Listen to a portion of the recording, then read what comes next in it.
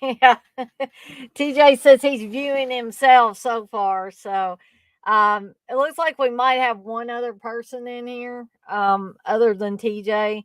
Unless I don't know if this counts me as a viewer or not.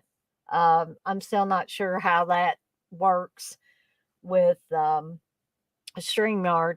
But anyway, um, I feel like I've got a cold, but at least no panic attacks tonight. So, cocaine night, Texas. Uh, I'm assuming that's in reference maybe to Cocaine Bear, or maybe not. Um, but I'm getting ready to add TJ, and we may, kind of just talk a little bit to give a few more people a chance to get in here. Is there any kind of wrestling going on tonight? Sometimes Wes will come in here and tell me I'm competing with wrestling. So I don't know if anybody knows if any. I know Texas likes wrestling, so I didn't know if there was any big stuff going on. Sorry for the messy hair. Uh, I just can't stand smudges on my glasses, and um, I do look better with a hat on, I think. Steve tells me sometimes he's like, don't fuss with your hair before we go out somewhere or something. He'll say, just put on a hat, you know, and everything will be fine. Which it does. But there's something like, you ever have these little wisps of hair that are like you can see them out of the corner of your eye or something? It just drives you absolutely insane. Um, but I did want to remind everybody before I add TJ on here that I had to reschedule a couple of the watch alongs that I had planned on doing this past weekend. Unfortunately, 80 plus mile per hour winds doesn't do much for your electricity. Hey, Blissful, you say does not understand wrestling. I mean, I understand it, but I'm not as into it as some people are. Um, AEW tonight, always on Wednesdays. Okay, yeah. Okay. So, anyway, we've got Sorority House Massacre watch along and drinking game if you choose to do that. But once again, I would like to say that you are not required to drink an alcoholic beverage to participate in this. If due to personal reasons you're not drinking alcohol, you can drink water, you can drink soda, you can drink iced tea, you can drink lemonade, you can make a mocktail that doesn't have alcohol in it and drink it. I don't care. The rules are not going to be that you definitely have to have an alcoholic beverage. I just thought we'd do something a little bit different with this watch along. And if it goes over well, I might do some more like that. Um, so we got that one coming up Saturday. Unless Steve has got anything going on like a watch along, I will probably start at 7 p.m. Eastern time. Sunday, we will be doing night school, which was the other one that I did not get to do this past weekend. So I'm really looking forward to those, and I hope, several of you will join in, and maybe a few of you will come in live on the stream. And the rules still apply, or non rules, whatever. Just because you're on camera and you're on live does not mean that you have to drink an alcoholic beverage. If you have a Coke, a Coca Cola in a can, I am not going to say anything about it. Uh, TJ, you say, heard there's going to be official betting on WWE events in the future. Something ridiculous like that. LOL. Oh, man. Now they're going to be betting on wrestling matches. Okay, so I'm going to go ahead and add TJ real quick here. TJ is the Hi. conductor tonight. Yeah, I don't have a Hey, hat. Sorry. That's okay. He's got his Dead Pit shirt on too. That's the Colonel one, isn't it? Yeah, it's the Creep Show parody. Yeah, the Creep Show parody. Or what they call that The one? official. The creeper one or something like that. I don't remember what the title was. No. I'll have to ask Wes. He'll be glad to correct me. I'm sure if I'm wrong on that. Um, so TJ, are you all ready to go with like the second half of the second season of episodes? Y'all, did you watch them all? I'll be honest, I didn't get to rewatch all of them. Well, I rewatched them the week before we were supposed to do it, and then Exactly. and I tried watching a few today, but once I didn't already kind of know already, but Yeah, I watched a handful of them. But usually, I guess I've seen these enough where I can pretty much get the gist of them as soon as I turn them on. It's like, oh yeah, I remember this one. Um, Texas is asking about if you play drums for the Misfits, would you play Author Googie or? I have terrible coordination. I could never be a drummer. Yeah, I couldn't be a drummer either. I think Uncle Bill's been a drummer in a band before, believe it or not. You'd have to ask him about that sometime. Um, so anyway, we've got 4 in here, actually probably 3 because it counts TJ in the mix. But TJ, is there anything you wanted to bring up? Anything you wanted to promote before we get started with the episodes? Rip old Curly Jaws channel. Yeah, R.I.P. exactly. Yeah. Bless his heart. I do really hate it, and I think it's pretty crappy that YouTube didn't, give him a warning or something, just completely got rid of it. Yeah. But that just goes to show all of us out there on YouTube land that you got to be really careful. People don't have a sense of humor about things like politicians and stuff like that. Evidently, not anymore. So yeah. I'm gonna see Scream tomorrow. So that's good. Are you? Oh yeah. I think me and Steve are gonna go this weekend. I got tickets for 7:00. I'm not gonna. I'd have to stay off the internet until I see it. So I was like, I got to see it as soon as possible. Or yeah. somebody's gonna say something. There's already stuff all over the place. Some dude last night put a review up. I'm like, you're not even supposed to put up a review right now. It's they tell you, I guess legally, you're like if you get a pre-screening, you're not early screening, you're not supposed to really talk about it until it's officially released. But I guess you can get away with it if you don't talk too much about the plot or whatever. And yeah, but people are just. I've seen too many things be too spoiler heavy. They're not careful about it at all. Yeah, I already heard spoilers. I'd rather know. I'd rather watch the movie and let the plot unfold. I don't want to go, oh, I'm going to know this is coming. I'm going to know this is here. I mean, I want to be surprised. Even like, oh, this cat, like the whole Kirby thing. I'm like, I would have been nice to have been surprised, but of course they weren't going to keep that a secret. But it would have been nice to see somebody. And I already saw a clip where there was a mention of what her character is doing in the movie. And I was like, well, I would love to have found that out in the movie, not watching it on an accidental, because you scroll through TikTok and things just pop up and you don't have time to pause them and they already have said something already. And I'm like, hey.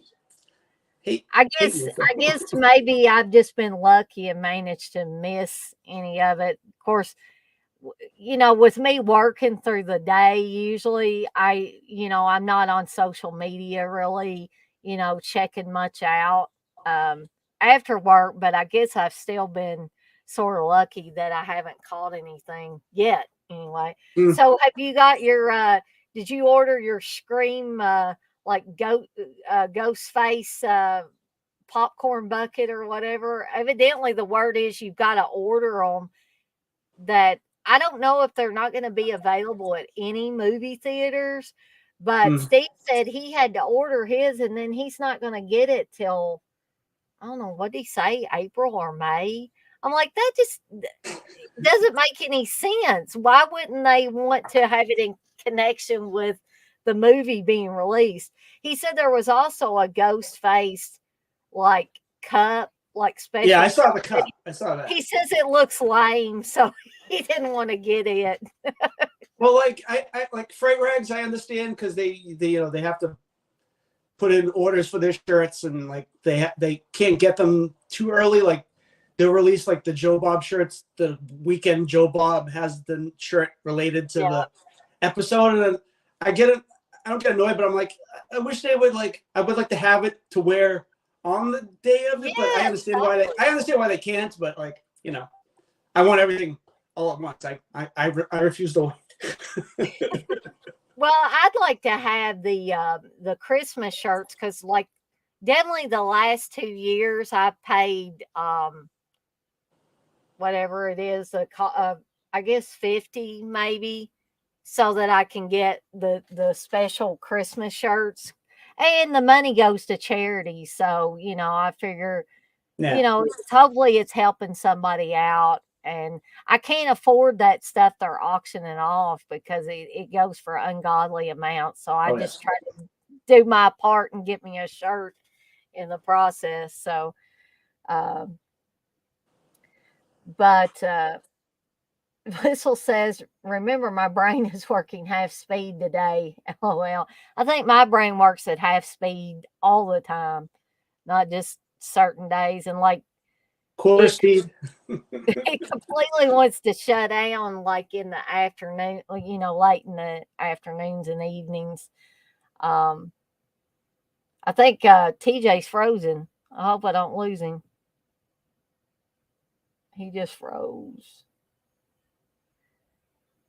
Well, guys, I may lose him, so I'm just seeing smiling TJ on there, but I'm not hearing him or anything. So hopefully. TJ, if you can hear me, I'm going to try to remove you. And maybe if I try to add him back that way, I don't know. It's not working too well.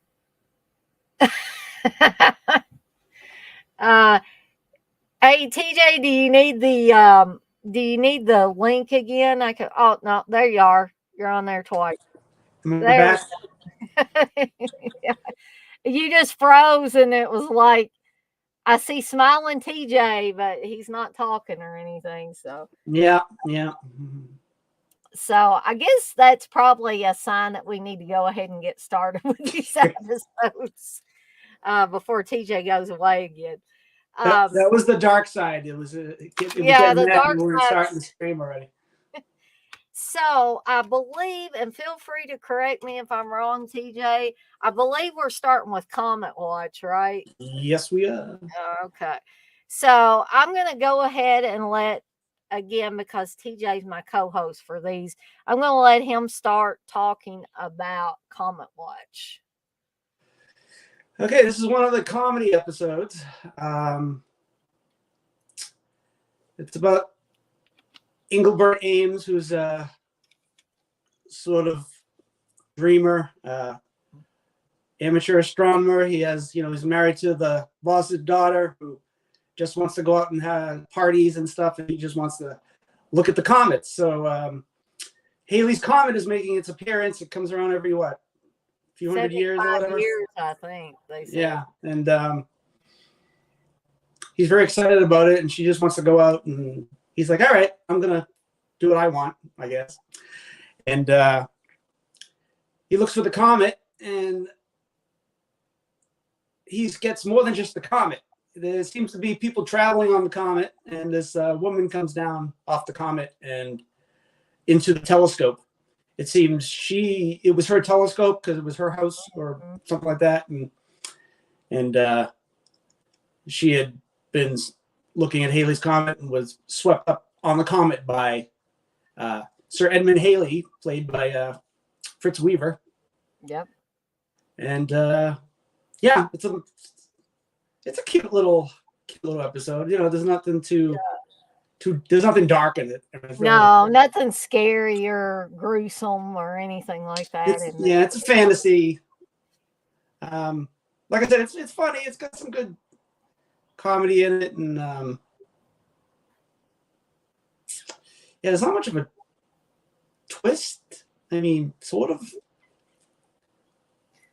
Yeah, it's not. It's not. I guess as deeply defined as far as twists as some of the episodes are. You know, sometimes a lot of the episodes you get a really man, that was that was a good twist, but this one's kind of just it's there, but it's not as good as some of the others, I don't think.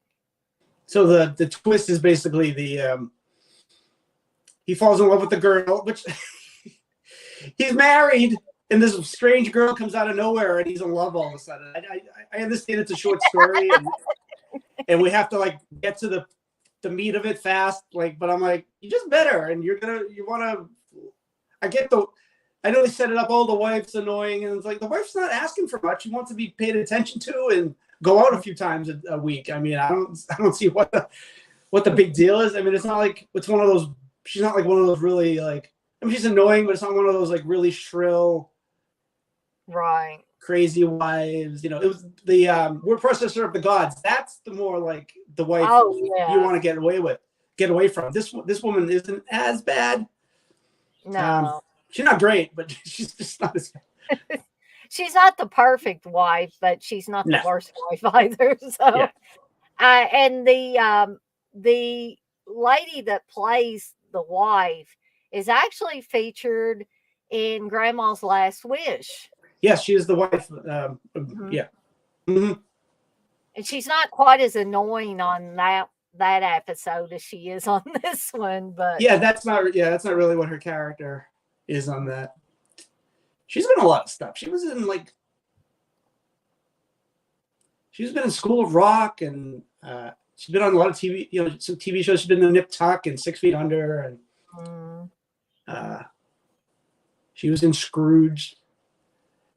Oh, but anyway, Fritz Weaver plays Mr. Haley, the guy who discovered Halley's Comet, and he's like an eccentric, like crazy old astronomer dude from whenever Halley's Comet was discovered. Yeah. You can tell my science information isn't that. But I can't remember the exact year, but I do remember that the young woman that comes through the telescope, the last time she was in that house was 1910, and she was going to get married to this guy, and evidently the guy that she sees when she comes back through the telescope reminds her of the guy that she was going to marry. So I guess that's why she's infatuated with him. And I guess he's infatuated with her because she's interested in what he's interested in. His wife could care less about this telescope and astronomy and Halley's Comet and all that. Well, to get into this, now we might as well get into the spoiler. Mm-hmm. The big twist is that, she wants to stay with him, but Haley wants to keep her on the comet, and then it ends up happening where the wife ends up with Haley on the comet, and that's sort of a nice turnaround because sort of the girl originally jumped on because she didn't want the life she was going to have with the marriage and everything like that, so she wanted adventure. And that's sort of how the wife is. She just wants to go out and have fun. And now she's on a comet flying across the universe, basically. So that's actually a pretty cool little, not a big crazy twist, but it's a nice little switch around. So they sort of both sides get what they want, which is kind of cool. So. Hey, Afro, welcome.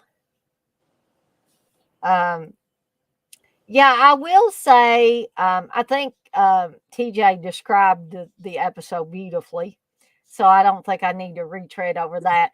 But I will say, for me, this is not a least favorite episode or anything. It's just, to me, it's a little bit weaker episode as far as a dark side episode.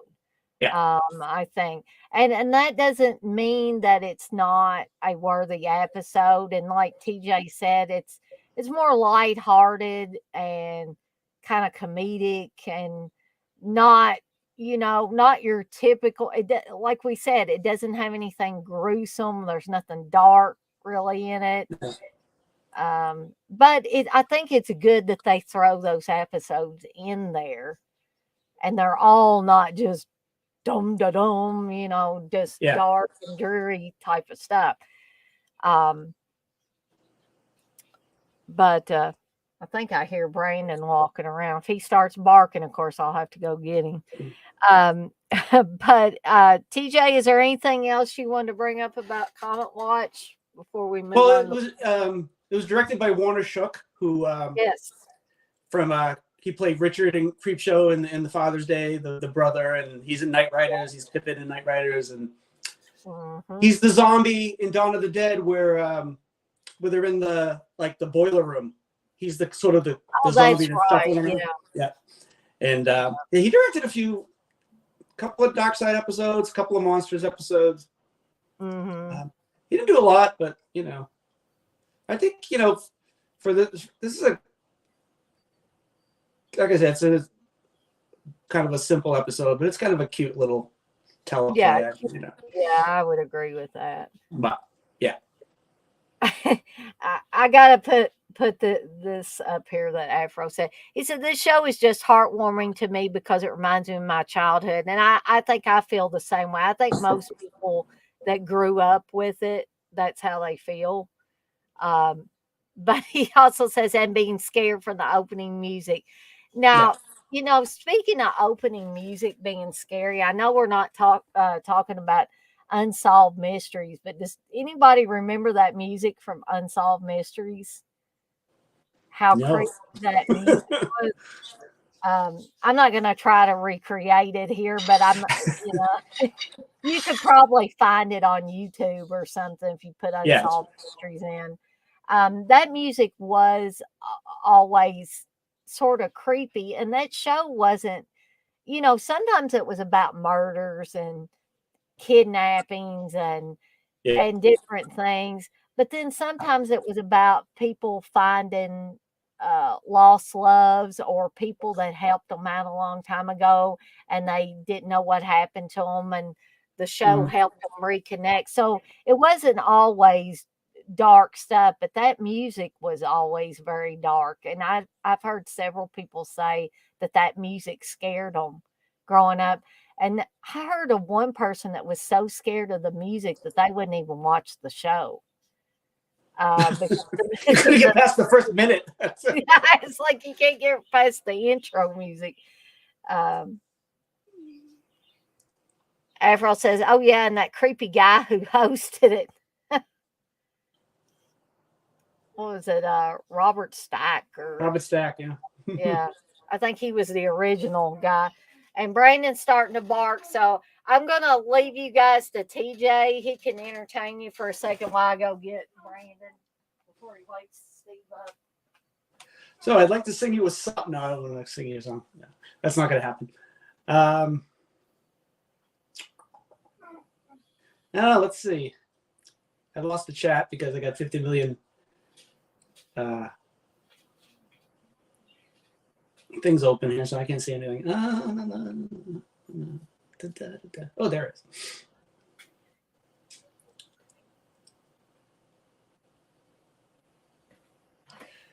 Yeah, I've been fine,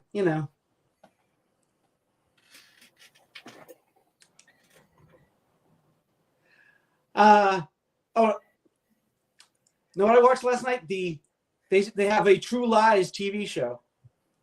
Oh, really? Yeah, and it wasn't great. It wasn't. No, Jamie Lee Curtis, right? Not even that. It's just it was kind of like they condensed the movie into the first episode, and kind of the guy who was playing the Arnold Schwarzenegger character. Like, that's another thing. They should have just have them sort of resemble the characters as far as plot, not name them because they're named Helen and Harry or whatever. And I'm like, why did they do that? They should have named them something else. And the guy who's playing the Schwarzenegger part, he's a fine actor, but he's just kind of like dull. And then the whole thing in the original, if anybody's wanted to watch the show, I'm just spoiling everything for you. But in the movie, Jamie Lee Curtis' character is just like a housewife. She's just a normal, regular housewife who gets thrown into this crazy situation. But in the TV series, she likes driving like 100 miles an hour down the road, and she hates boring life, and she does kickboxing and stuff. And I'm like, I hate when they mess. What are they doing to this? Like yeah.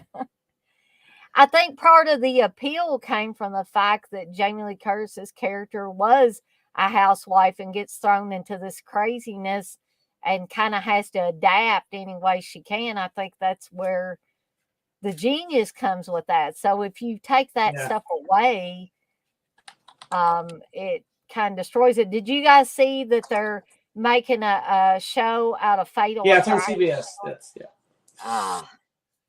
And I'm like, I just don't. Fatal Attraction is a great movie. I think. What kind of show was that? What are they going to make out of that? Yeah, I don't know. I saw like the advertisement for it. And I was like, really? This is what they're going to do? And it just seemed like, from what I saw of the preview, just a very pale comparison to the movie. I mean, there's no Michael Douglas. There's no Glenn Close. I mean, they were perfect in that. Even Ann Archer was perfect in that. They all, played well off of each other. Even the little girl was great, because when she cried in that movie, you could really, she must have been working herself up and making herself cry, because that looked real. In the one scene where where Ann Archer's character finds out that Michael Douglas was having an affair with Glenn Close, and that's why the bunny rabbit got boiled and all that. So she's basically screaming at him, "Hey, I want you out of here. I don't know why did you do this? How could you do this?" And the little girl, the camera zooms in on the little girl just crying her eyes out. So I'm sorry I got off on Fatal Attraction, but when you guys were talking about True Lies, that made me think, oh yeah, they're making a show out of Fatal Attraction as well. I just wish they'd leave that stuff alone, really. But moving on to the next episode, and I will just say, this is probably got to be my least favorite episode of this entire series. I do not like this episode. It doesn't feel like a Tales from the Darkside episode at all to me. But it's sort of Twilight Zone in vein, it's a Twilight Zone-y. Maybe, yeah. I mean, so we're talking about Dream Girl, right? Yep, Dream Girl. Sorry about that. That's okay. So Dream Girl is about this theater troupe and this director, and played by Carolyn Seymour, who last we heard of her, she was in The Trouble with Mary Jane. She was the demon Aisha Kandisha's voice in. Oh, okay. Because when I rewatched the episode, I'm like, that voice sounds familiar, and I looked her up and I was like, damn it, that's her. She's like, it's exactly her voice. So yeah, this is another one too.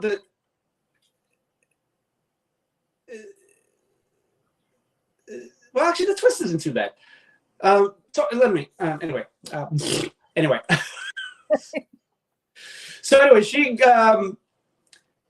she's sort of hanging around the set, and she sort of gets trapped. They get trapped in this dream world, where they're forced to basically act out this guy's fantasies.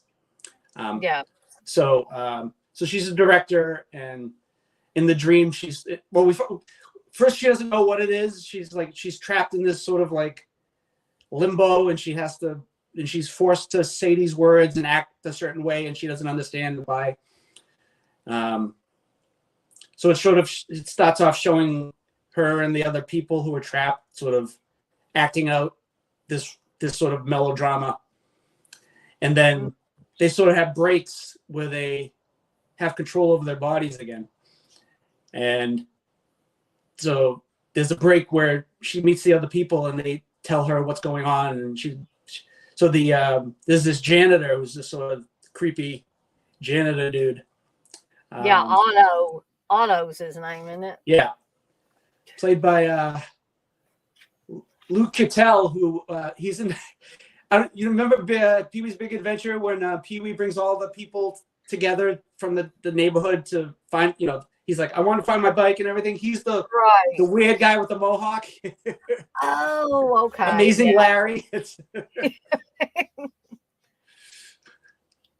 But anyway, he's been in a lot of TV and stuff. Anyway, so he's this creepy. He's controlling, bringing these people into his dream, and he's controlling them, and they're trying to figure out how we're going to get out of this.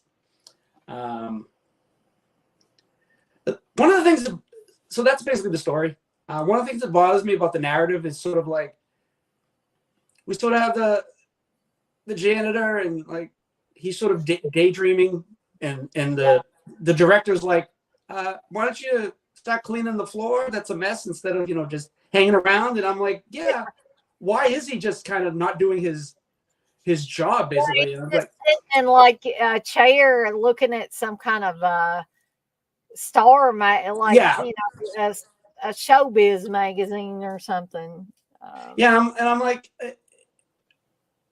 I get the whole, all right, we got to have the guy who's being picked on, and he's got to be the, get everybody else in line and sort of, be controlling over them. And I'm like, he's not set up like that well. So, because there's a part where they're like, we got to get this guy for what he's done to us. And I'm like, even from that point of view too, it's like, he didn't really do anything that bad. Maybe you should just ask him instead of like, we got to plot against him for, it's.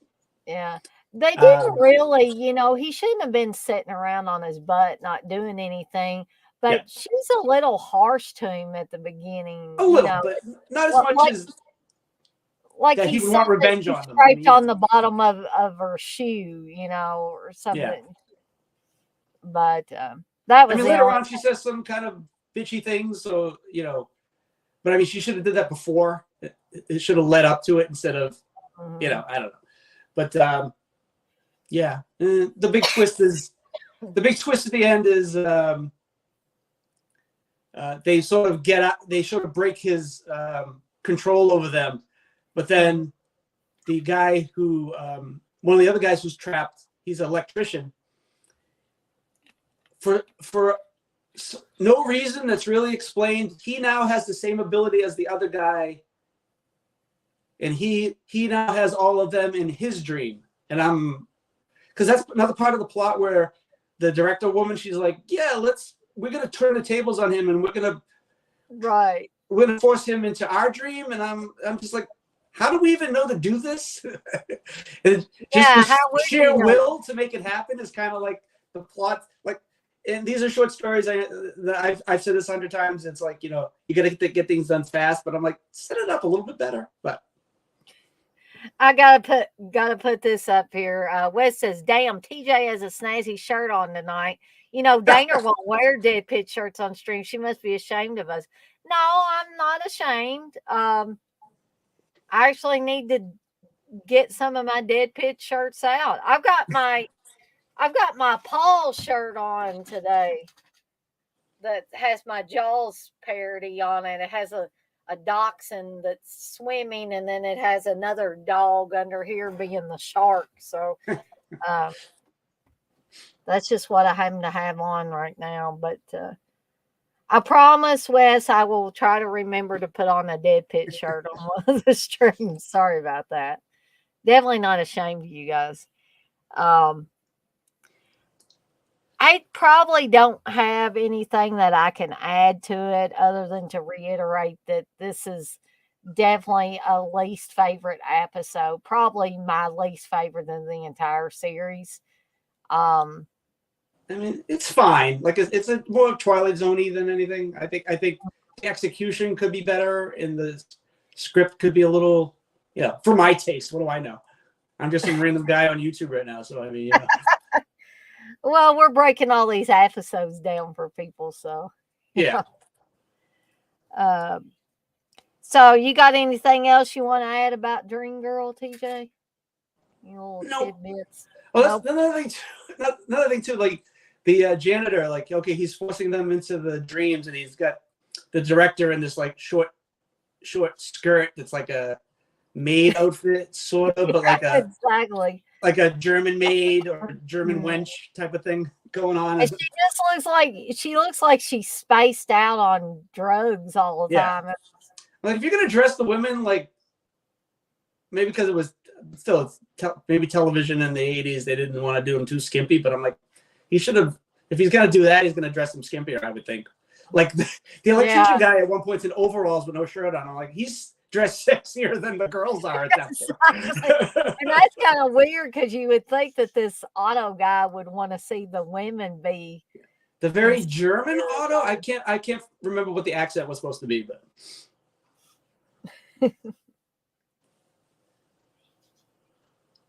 That's what you say you just booted yourself? Like, did you kick yourself out of the chat or something? I was like, I know I didn't click on anything. I know it's easy to do. Sometimes you can accidentally kick somebody when you don't want to.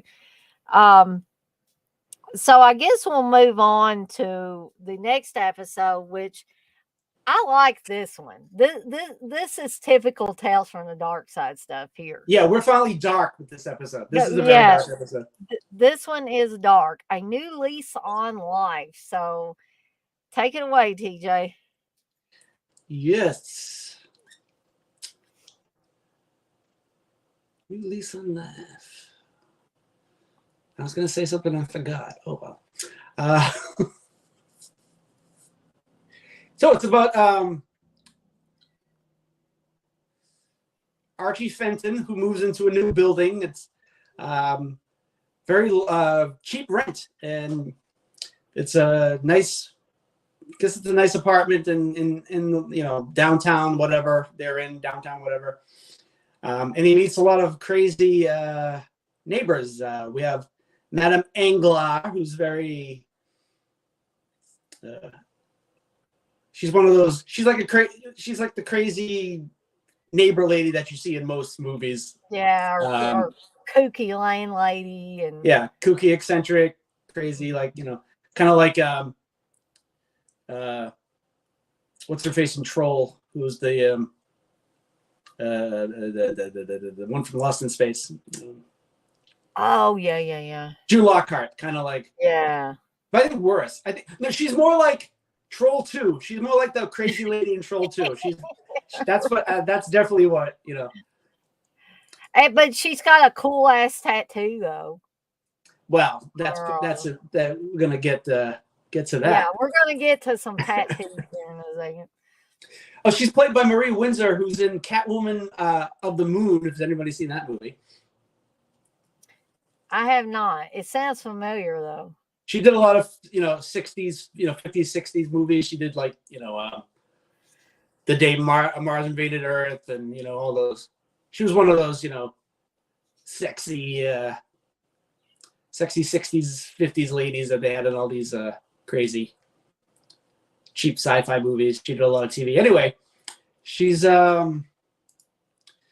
comes in and she's like, hey, you have to respect the building. If you respect the building will respect you, that kind of thing.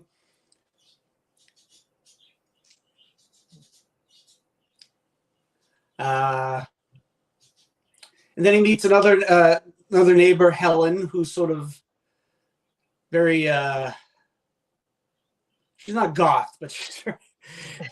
There's something odd about Helen. There's something odd about her. She's sort of warning him something's up with this apartment, and she's kind of like the Crazy Ralph character in here because she keeps she keeps telling Archie to leave, get another apartment. You can get another apartment.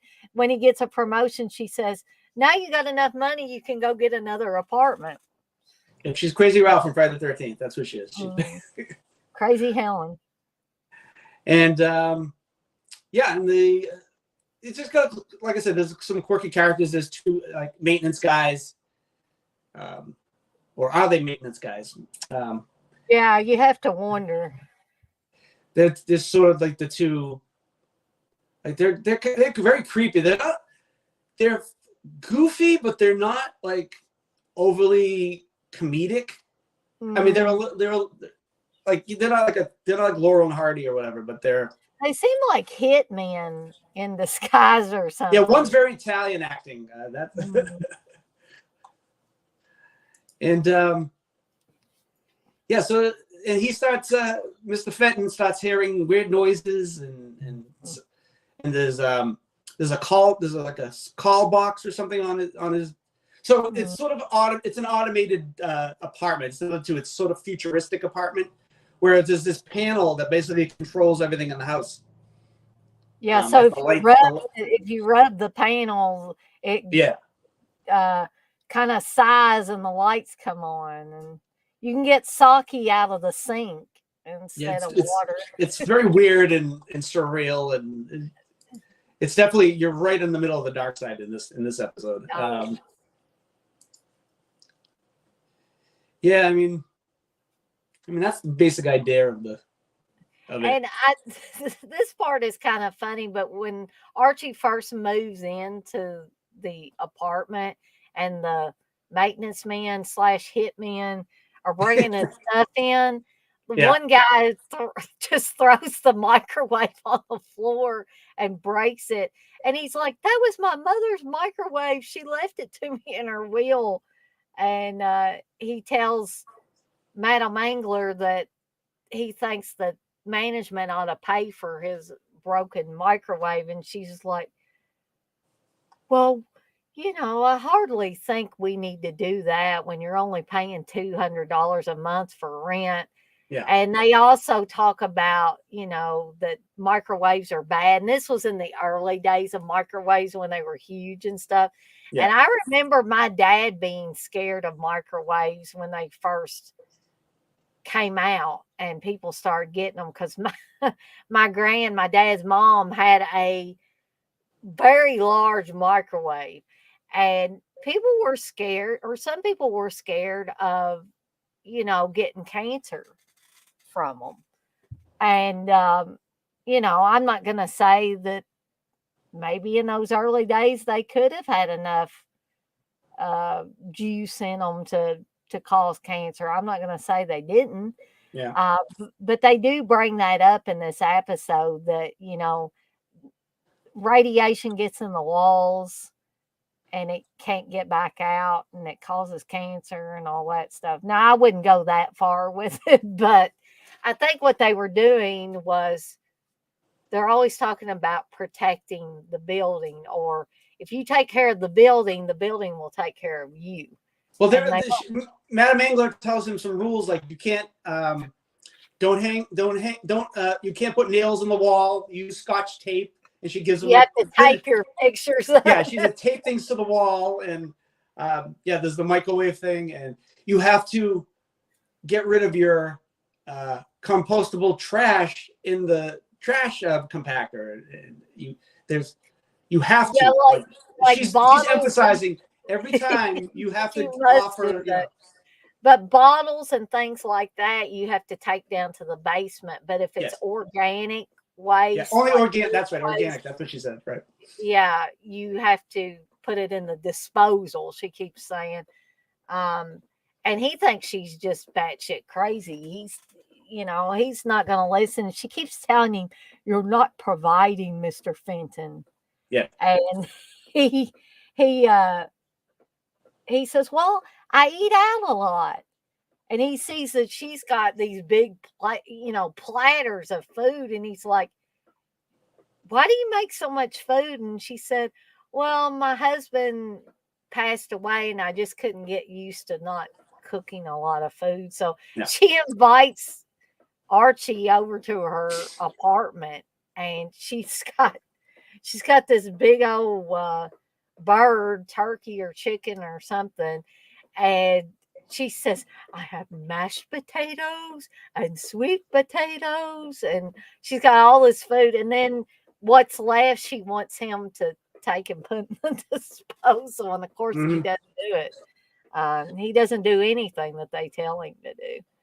Well, there's the point where he hangs his. He's sort of a mama's boy. The Yeah, microwave that broke. She gave him the microwave, and so he's hanging up a picture, and the picture falls off the wall, and this sort of ooze starts coming out of the hole, and he calls the maintenance people, and they're not plastering it over or they painting it bring over. peroxide They're in. getting a little Q-tip, and they're gently dabbing around the hole.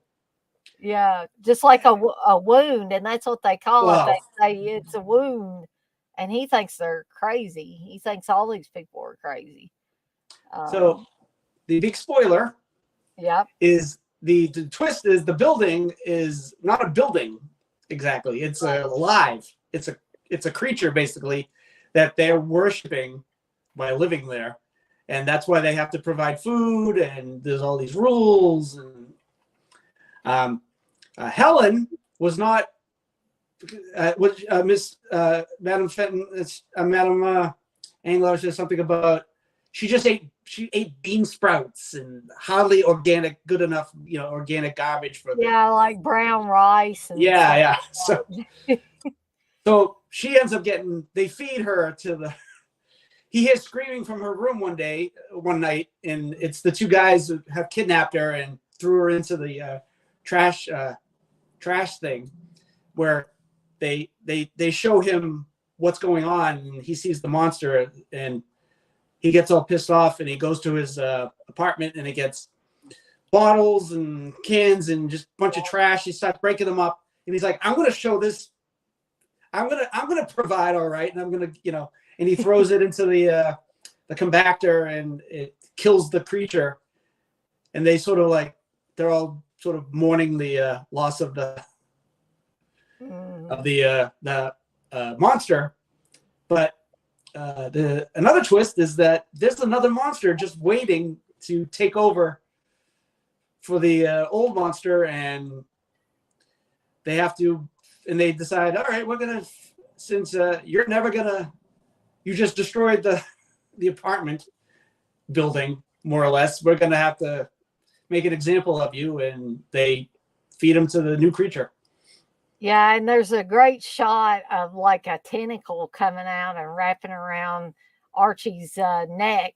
Yeah. I think that's a great scene. And then on top of that, everybody starts laughing at the end of it because one of the maintenance guys said something about, "I just couldn't stomach that," or something like that, and they all just start laughing, the two maintenance guys and Madame Angler, and then you see the monster laughing.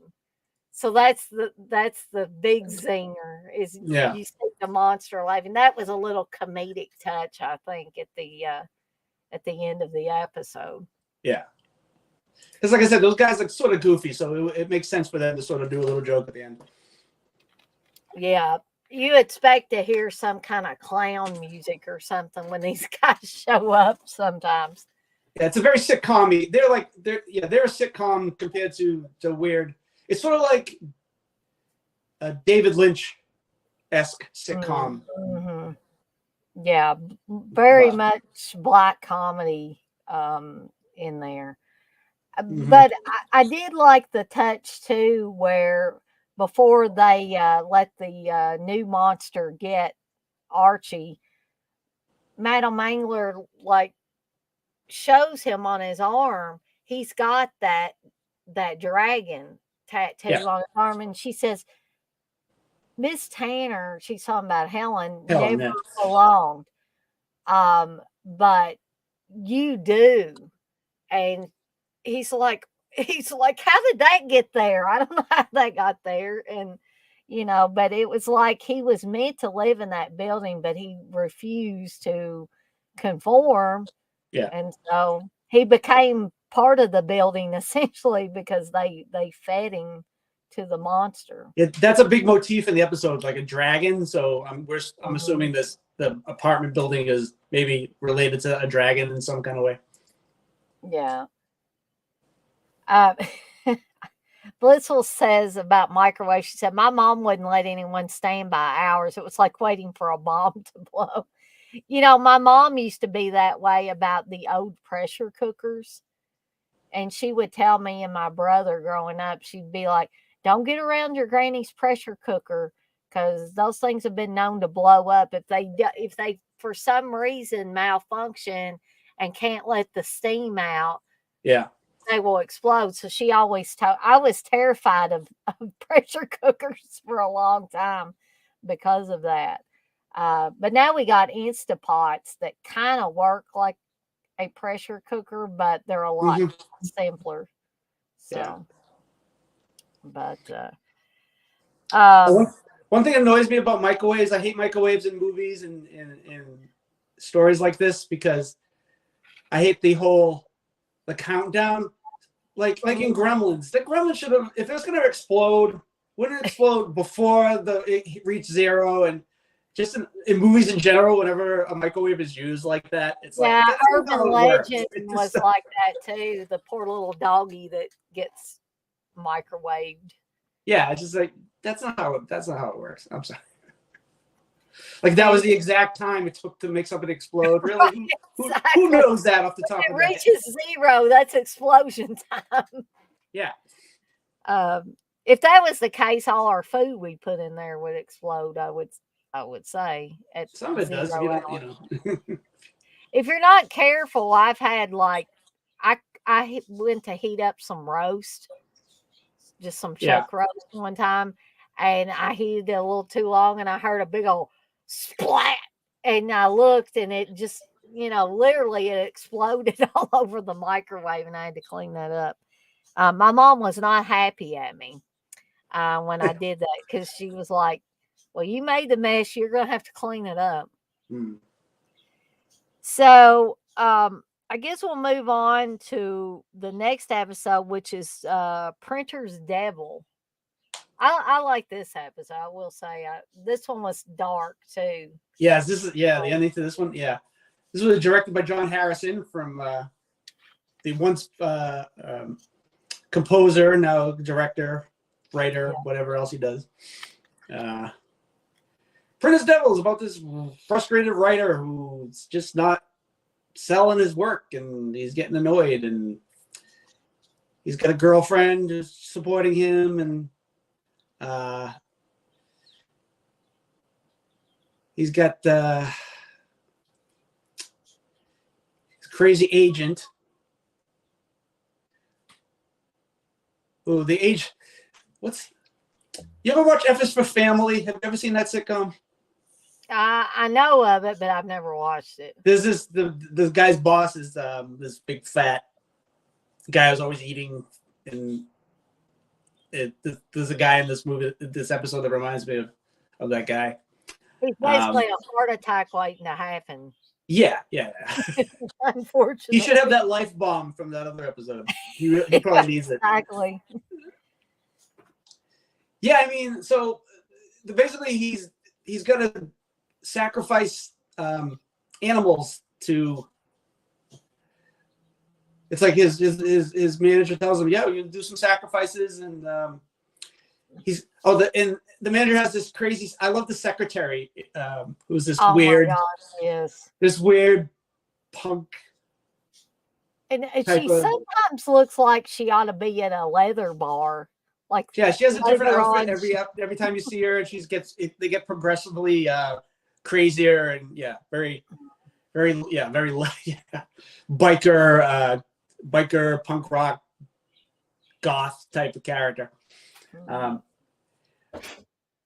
he's got to make these sacrifices, and he keeps getting more and more successful, and and then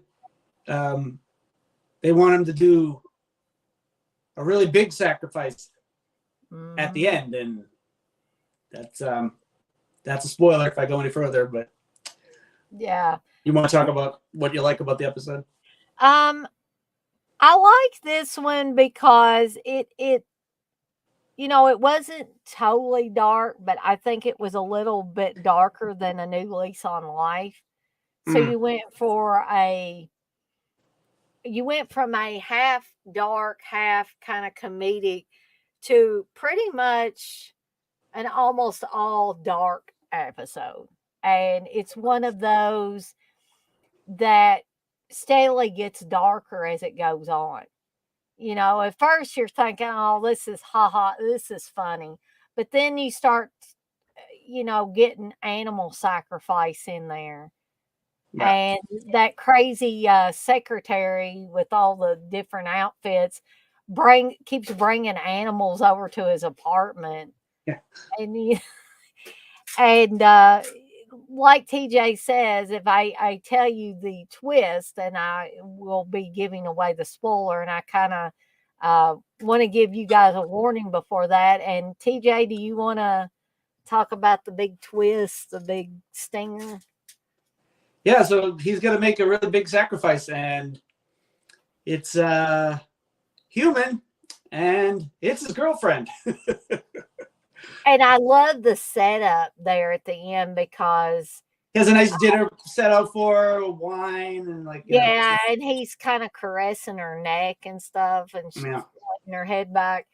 And you notice he's got something behind his back, and then it zooms in on this sacrificial knife, and yeah, you know what he's getting ready to do. Um, and it's just like, I know the guy was pretty desperate, but I would have to say no. If somebody wanted me to kill Steve for success, yeah. I'm not going to do that. I think I would have to say no, but it made for. You think you'd have to say no? Yeah, I know I would have to say. Sorry, said it wrong. It's okay. Please don't tell we me just make sure, because this is on video and it's going to be up here for a while, so we don't know. Yeah, no, I would definitely not kill my. The cops confiscate YouTube for this video. Oh, God. You got to watch what you say on here. Just ask old Curly Jaws. I don't know. Can we even say it? It's like Voldemort. You can't even say that name anymore. Well, I was talking to Steve about it because, there were some people last night that were concerned that I had Curly Jaws on here with me. And Steve said it doesn't, he could be wrong, I guess, but he says it doesn't work that way. He says even people that have been banned can be on other people's streams that are active on YouTube. They just can't have a channel. They can't do anything by themselves. Yeah, as long as they don't come on your channel and do the thing that got them. Yeah, and this channel taken away from them. I mean, do that. I think he's got more respect for me than that, and he can. Yeah, no, yeah. I don't think he would do something like that on purpose. Not him. There are people out there in the world that I think would do it on purpose. When he was explaining what happened, I was like, oh, maybe he shouldn't even explain it on your channel. But I was like, no, never mind. It's fine. Well, now if we showed the actual picture, then no, you're not going to do that. No, that might be bad. Don't even talk about it. Never mind. So anyway, I like the scene where the girlfriend comes in with the was it a sheep or something, and she's like, yeah, what's going on here? What is this? This is ridiculous. See, I like her character because she's pissed off during the middle of the story, but she has good reason to be, because she's like, what's going on here? What are you doing? I think this one is well paced as far as the writing and the story, and I think this really worked. And I just like the random animals she just keeps bringing in. And yeah, every time she shows up with a new animal, and you get to the point where you know what's happening with these poor animals, and even though the ending shot is supposed to be the most shocking, again, it tugged at my heartstrings concerning the animals, even though I knew that real animals weren't being sacrificed for the Tales from the Darkside show. Deodato didn't direct the Tales from the Darkside. Exactly. So yeah, A New Lease on Life and Printer's Devil. I really like those episodes. Those episodes were, to me, typical Tales from the Dark Side episodes. And I like some of the sets, like when he goes to see his manager for the final like sacrifice. He's like in this big. He's like, there's a character in Futurama called Hedonism Bot, which reminds me of this guy. so he's in the bed. And he's got he's in this like round bed, and there's this weird thing behind him, and he's got this bowl of fruit, grapes, and whatever that he's eating on the bed, and he's got it's just like a very weird sort of. It's like a job. He's like Jabba the Hutt too. Scantily clad women, or what was it? Didn't Jabba the Hutt? Didn't he have like slave girls or something? Mm-hmm. Yeah. Mm-hmm. Like Princess Leia. Yeah, and almost naked slave girls. Yeah, as much as you can do with a PG science fiction movie. Exactly. Hey, Kelly. Kelly's in here tonight. Hey there. Yeah, this was a fun. It's comedic. The ending is dark. I mean, Yeah, it's a Tales from the Dark Side episode. In case you forgot, somewhere along in the middle of it, it comes back full circle. So TJ, is there anything else you want to add about that one, or are you ready to move on to the Nope, next? I'm ready. Okay. So the shrine, I like this one, but it is so bizarre. But I'm going to let TJ talk about it a little bit. Okay. It's Christine, and she's coming to visit her mom after being away for a whole 6 years because Christine had a breakdown, and Christine just couldn't see her mom again for some reason. That's another thing too. I was like, boy, imagine being away for 6 years, and it's like. So anyway, she arrives on it's a nice setup too. It's a dark, stormy night. It's thunder and lightning outside, and raining and windy, and the mother's waiting, and sort of Christine sort of comes in, on a bursting through the door with the wind and everything. Yeah, I do. I got notes. He always has notes. He's well prepared. And I know this episode fairly well. I had to write down a couple of things, just like I wanted some specifics. But and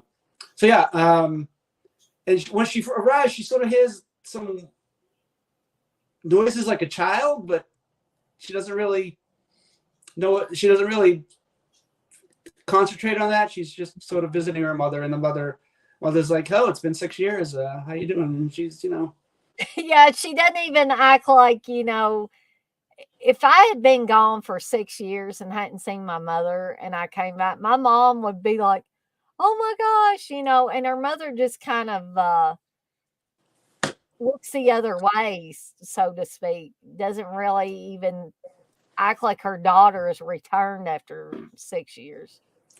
Well, we'll get to why later. But I understand sort of like, she's been away, and her daughter had some trauma, so she's walking on eggshells. She's trying to be the loving mother, and she's like, would you like something to eat? And she's like, no, I don't want anything. And then she's like, oh, you should have something. And she like sort of alludes that, she thinks the mother's alluding that she might go crazy again. And yeah, but the mother's like, no, that's not what I'm saying, So she's a little sensitive about this. But so what can I tell? I'm trying to tell some stuff about this episode. It's a good. The acting's really good. I think there's a lot of chemistry with the characters. You can see that the mother-daughter, and then the brother comes later on, and there's a little dinner scene where she's like, I'm a little worried about mom, and he's like, well, you've been away, and you sort of you've been ignoring her. And then there's we get her childhood friend comes over to visit. And she's like, oh, I didn't know you were in town. I was like, oh yeah, just here for a few days or whatever. And they're reminiscing about, oh, we were cheerleaders. And the mother comes, oh yeah, you were the best cheerleaders that they ever had at that school. And she tells her, so the mother, so when Christine comes to stay, she tells her, she's like, I guess I'll sleep in my old room. And she's like, oh no, that's just for storage right now. It's not really made up to be a room. Something about sewing in there. She does. Well, that sort of comes out a little here and there. I'm sure she says it's for storage. And then she's like, oh, there's a light on in there. And she's like, oh, I do my knitting in there sometimes. And so so she takes her to the guest, the other room or whatever. And we see a light come from underneath the door. And we hear somebody in there. And then it cuts to the next day. And then like the friend comes over and the friend's like, your mom's been in your old room and I don't know what she's doing in there.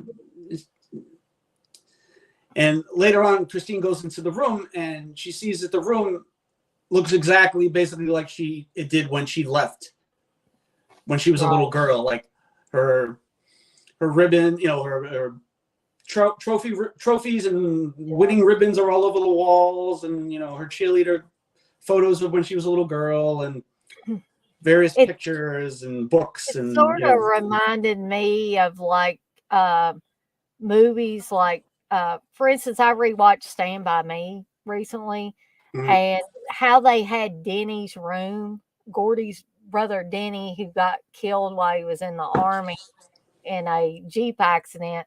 The parents had not touched Denny's bedroom. And I think the same thing, it was similar on It as well. And see, those are both two Stephen King stories. Georgie's room, after Georgie gets killed, they hadn't changed anything with Georgie's room, and they didn't want anybody going in Georgie's room either. So it seems reminiscent of those types of movies. So she's like, oh, so that's the title, is The Shrine, is basically the mother has left the room because she wants to remember her daughter from that point. And there's a point where Christine's, I forget if she says it to her mother or she's talking to her friend or something. She's like, yeah, it's kind of weird that when she's in the room looking around, she's like, oh, she hasn't changed anything in years. And she starts crying, she's getting teary eyed because, I don't know if it's partly because of, she's missed her mother all this time and she's feeling maybe a little guilty that she sort of, left and didn't look back, kind of thing.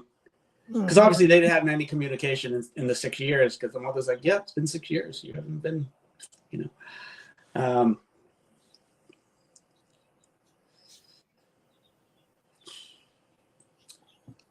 Well, the twist comes up, so you want to talk a little bit about? I said earlier on that this is a bizarre episode, and it is, because it definitely seems like a Tales from the Darkside episode, but it seems to be on a whole other level. The very first time I watched this episode, or if it had been a while since I watched the episode and kind of refreshed myself on it, I'm like, this episode is really bizarre. It's like, it has really good acting in it. As TJ said a little bit earlier, I believe. And the people work, they seem to play off of each other very well.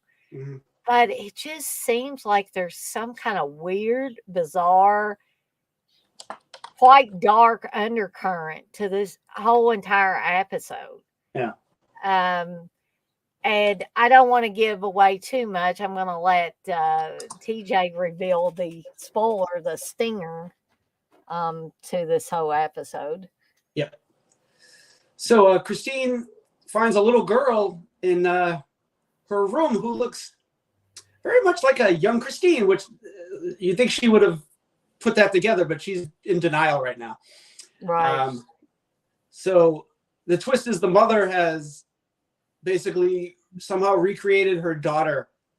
Mm-hmm. And, you know, that's the thing about this episode too. It's very poignant, and there's a lot of, it's deeper than just a short episode of a TV series. There's a lot of stuff going on. They don't really get into a lot of it because, I think they're trying to tread it very lightly and not get too intense because they don't want to, maybe make fun of anything. Because like there's mental, it looks like there's some mental illness in there with the breakdown and loss. There's a lot of loss. Yeah, this is not an episode to watch if you've lost anybody recently too. It's pretty sad. Like, yeah, I would suggest not. Yeah, I lost my mother in September, so rewatching this episode, it really struck me pretty hard. Yeah, I would think it would. And I'm sorry to hear that, TJ. By the way, it's okay. Life happens. But that's why I'm like, I can really relate to everything that's sort of things that are going on in this. And that's another thing too. That I can see the acting's pretty good. It's not just goofy. Hey, we're doing a parody of anything, or we're not making. They're trying not to make fun of everything, which I like. Yeah, they handled it. They handled it very well. Also, it's spooky. It's like there's the whole episode. Even though there's a day scene, there's a storm outside, and the storm's getting worse the next day and so it's got the creepy factor. And, it starts you out at a level where it's not. It's like there's a sort of intensity to the way it starts and everything, with the storm and everything. And you almost feel like when it's the big showdown between the actual daughter and the recreation of the younger version of her, that you think if the younger version wins, this creation that's come out of the mother's memories, pretty much, is if they win, then the adult is just gonna go away, go into some black hole, and you're really rooting for the adult version of her to overpower, because the little girl version of her is a little shit. I'm sorry, but she is. And that she's not the reality. She's just something that the mother's created, like I said, out of memories. It's what she perceived her daughter to be at that time. And that little girl's powerful. She's got some powerful, abilities. Like, she's not just like a ghost or an apparition. She's like, she's got some. She's causing like the.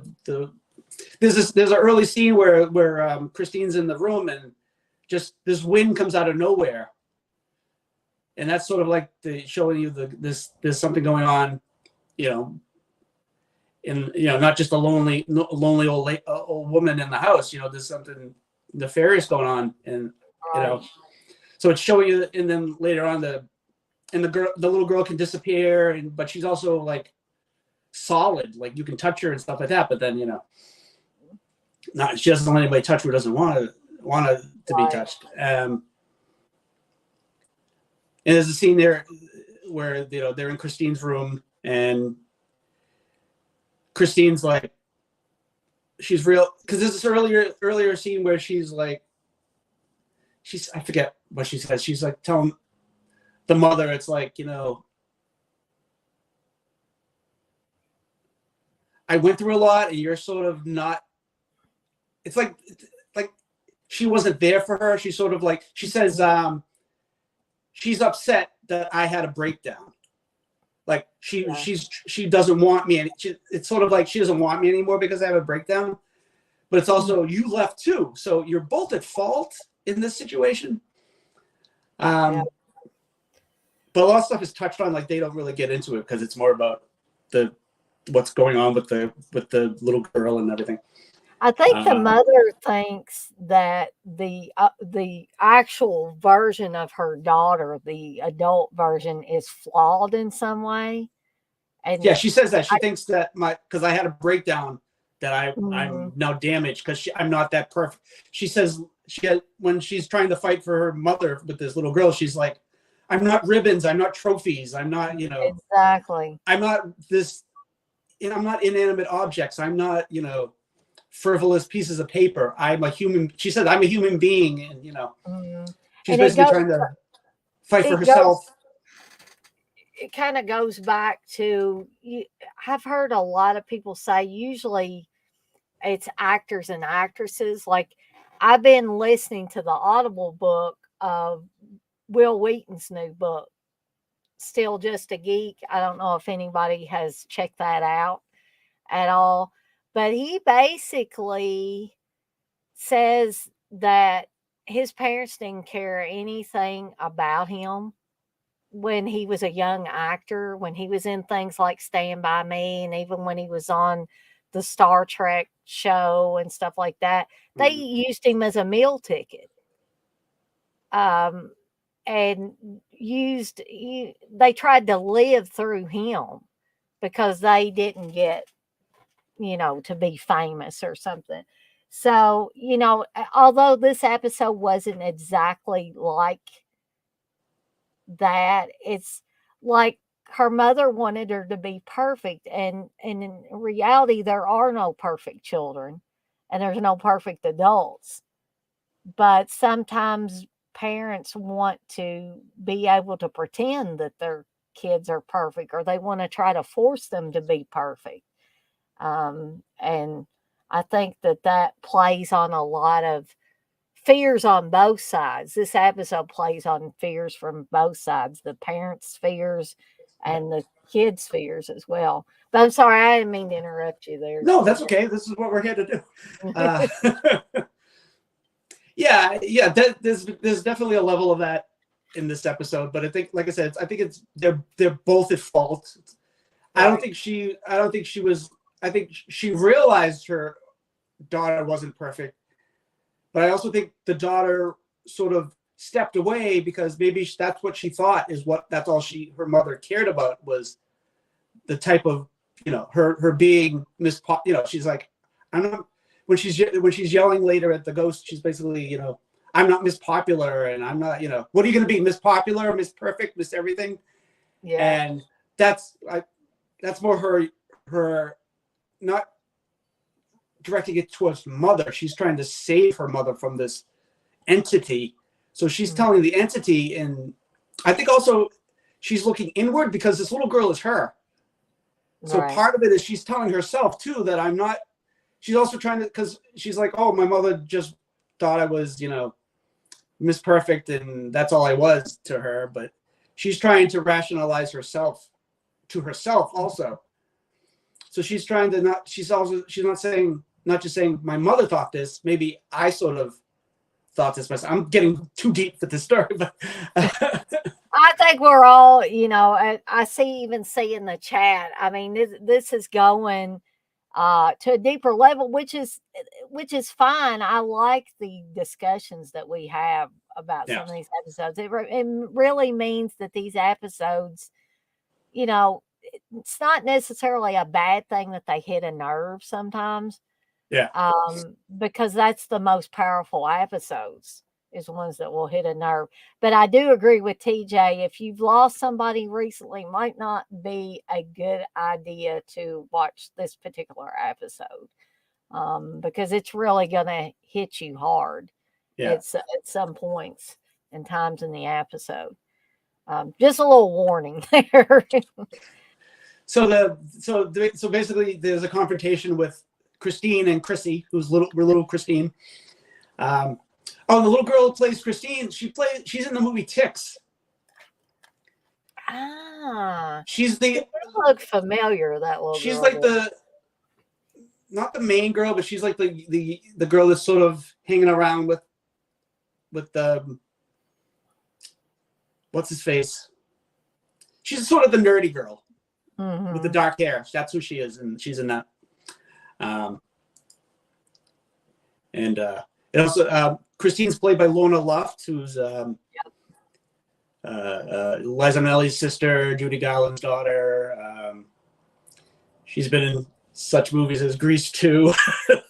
And though I like Grease too. And Where the Boys Are 84, the remake of Where the Boys Are from the 60s.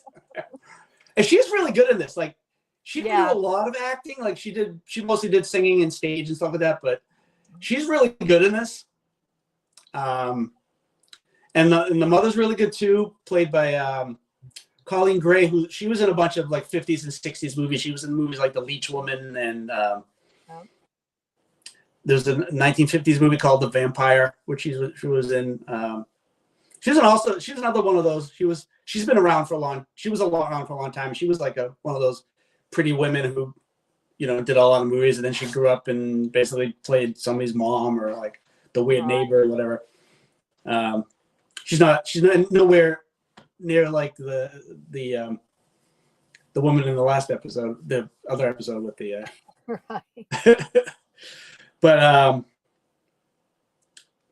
so there's a confrontation with the two Christines, and basically she's fighting for her mother's soul, maybe. I don't think it's the devil, but like we're saying, the mother created this version of her, and she's like, I'm gonna take you away now. And I'm like, where are they gonna go, actually?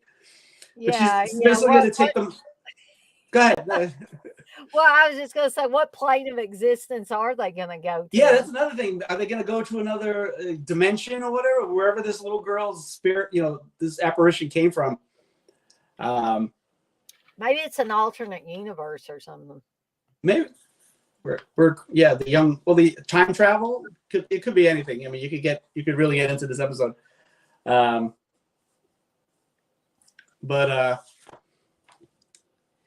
So she starts she says, so we're gonna leave now. And she's like, all right, it's time to go now, Chrissy. And she's like, okay, mommy. And she's like, no, and she's yelling at little Christine, and she's like, what are you going to be here? What are you going to be? Miss Popular, Miss Perfect,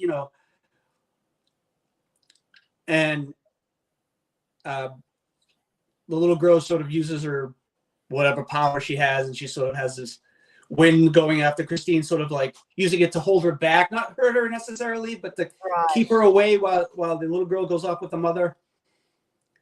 And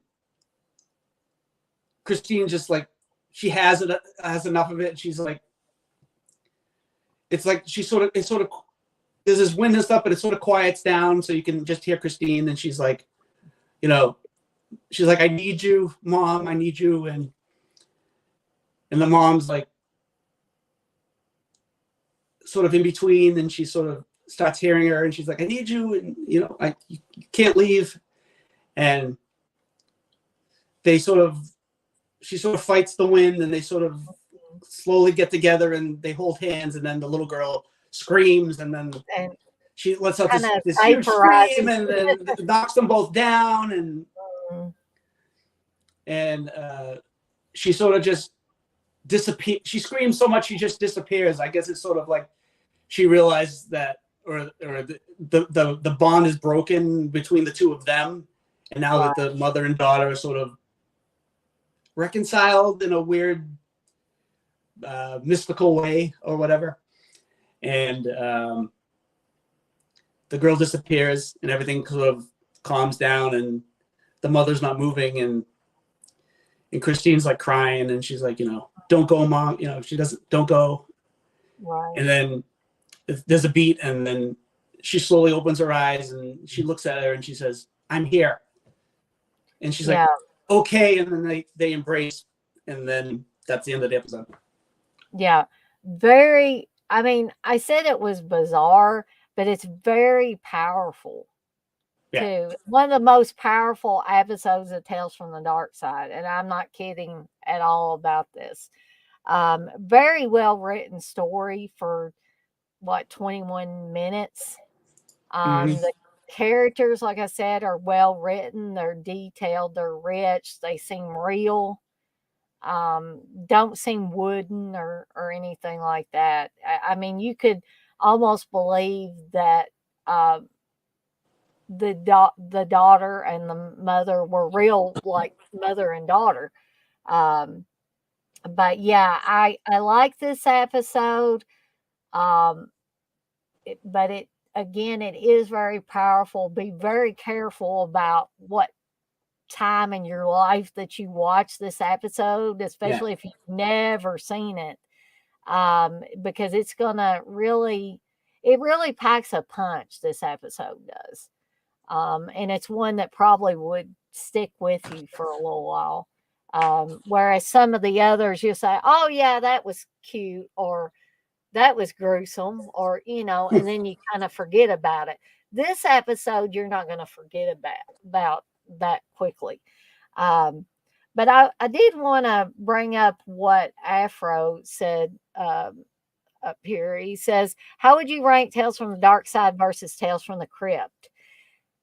TJ, do you want to talk about that first? That's hard. One's a campy 80s show, and one's a campy 90s show. Well, Tales from the Crypt, that's hard. Tales from the Dark Side is lighter, even with some heavy stuff like this past episode that we're talking about. Right. But Tales from the Crypt is gory, and there's a lot of.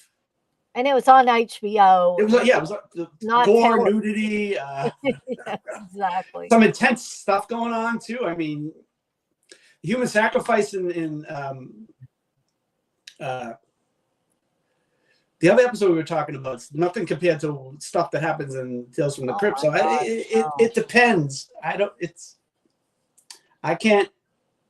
Yeah, I don't know how to rank.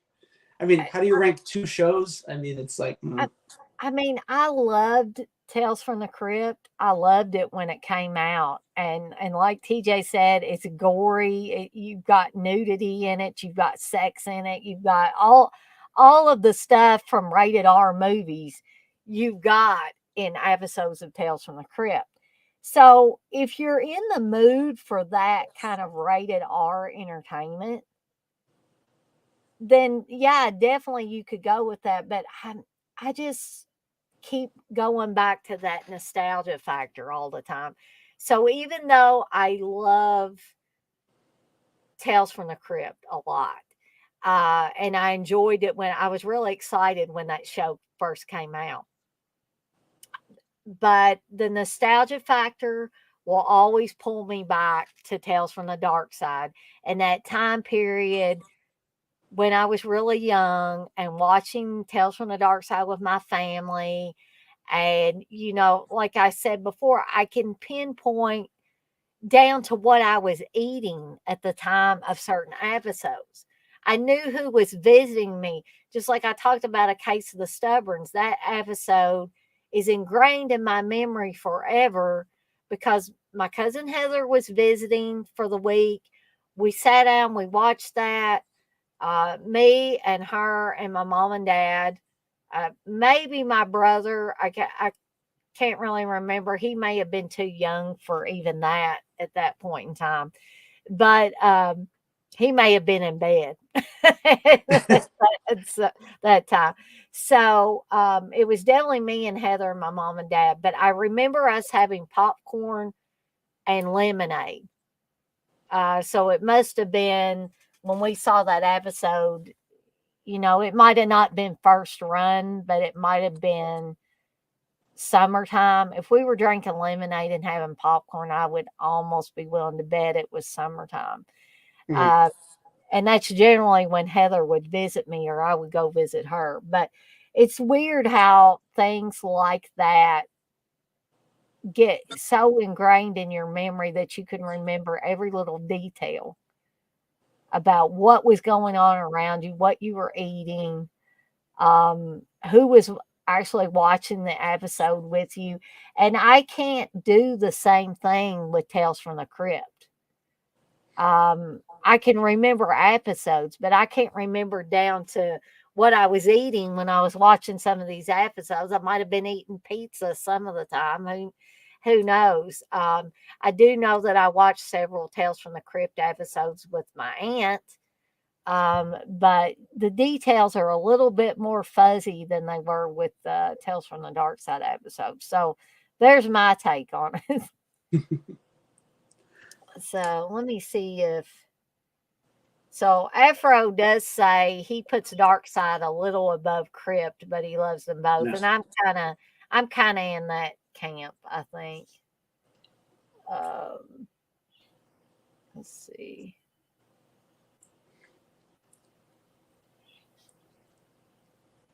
I think Crypt had more consistent episodes as far as like, because there's a lot of, especially in the later seasons of Darkside, that are a little not the best episodes. Mm-hmm. Then again, I like certain episodes of Tales from the Crypt that people aren't necessarily the biggest fans of. Like I like Lover Compacts Me. I like that one with Amanda Plummer. Yeah, I like that one. exactly. Some people don't like it. Some people don't like Amanda Plummer too. She's in the new Star Trek series, by the way. Yep. I won't say which one because I don't want to. I said that almost spoiled it for anybody who might not have seen it. So. I like what Blissful says here. That made me think of Garth. Where I'm low on gas and you don't have your sweater. Oh man, it's funny what we think of when we're discussing some of this stuff. Mm. I'm just trying not to miss some of these chat messages. I know I'm not reading them all off, but some of them are where people are talking back and forth to each other in the chat. But some of the big ones I try to put up there. So I guess we'll move on to the next episode, which is the old soft shoe, which is another one of my favorites. Yes, this is not depressing at all. Thank. Well, there's a twist ending, but I mean it's not. So it's about a lingerie salesman, Chester Caruso, and he stops at this motel. Of course, there's some crazy characters as usual. This is like, I don't know if she's a prostitute or what, the sexy woman that's there, and he's sort of hitting on her. I don't know if she's a prostitute or she's just some.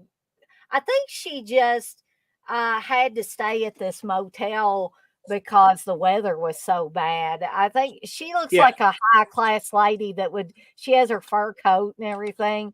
I would think she'd be wanting to stay in a high class, resort or something. But this is like the last place, this is like the base motel. It's the last hotel on the block, that has, rooms available or whatever. And meets the hotel desk guy. That guy's weird. Arthur, yeah, he's a fitness guy. There's a part where the Chester comes back from his room, and the guy's got this like one of those. It's an old machine that it was supposed to make your waist thinner. It's like this. Is it supposed to strap around you? It's like it moves back and forth like this. Yeah. He comes and he sort of has like this. He has like a cap on too. It's like it's so weird. Don't he have like a woman's bathrobe on too? Yeah, that's what it looks like. He's got a woman's bathrobe and his hair's got like a hairnet or like a do rag or something like that. But anyway, he hits on the woman and she's like, "Yeah, dude, bye." And he's like, "Yeah, they used to call me the old soft shoe because I was a good dancer or whatever." Yeah. So he goes back to his goes to his bungalow, and he's getting all settled. And this woman comes out of nowhere, and he's calling him. What did she call him, Harry or something like that? She said, "Hey," she's like, she acts like she knows him, and he's like, my name's not Harry. I don't know what you're talking about. I'm Chester. Are you saying I'm Chester Caruso? Yeah. I'm not Harry. I'm Chester Caruso. Who are you? And she's like in lingerie, and she's just hitting on him, and she's like, "Hey, Harry, I've been waiting for you, or I haven't seen you it's been a while, or something like that. Yeah. And he starts playing the music loud, and she's like, "Oh, let's dance or whatever." And the woman he hit on earlier is knocking on the door. He's like, "Would you keep quiet down in there? I'm trying." Like, I don't know how far apart these bungalows are, but she can hear the radio, and it's annoying her. And she's like, "Hey, what's going on?" And then he's like, "Yeah, there's this strange woman in my room, and no one really believes them because that's another thing too. The room is like, or bungalow, whatever they call it, a bungalow. The guys didn't want to really give him the room earlier on, and there's a weird thing to. He's like, "All right, I'll give you the room." It's just he seems, not wanting them to give him the room, but he ends up giving the room basically anyway. like, but if anything weird happens, don't you be coming back here and tell me about it? You know? So he goes to the room, back to the room again, and the woman's there, and the other lady comes knocking on the door. She's like, what's with the noise? And the woman in the room is sort of getting jealous, and then he's like, "I'm married," and he's like, she's like, "You didn't tell me you were married." And she slaps him across the face. I don't know how many times Chester gets slapped in this episode. Well, he shouldn't come on. Hey, he's married, and these women don't want him hitting on him. He's a kind of an old guy. I mean, he's not that old, but I mean,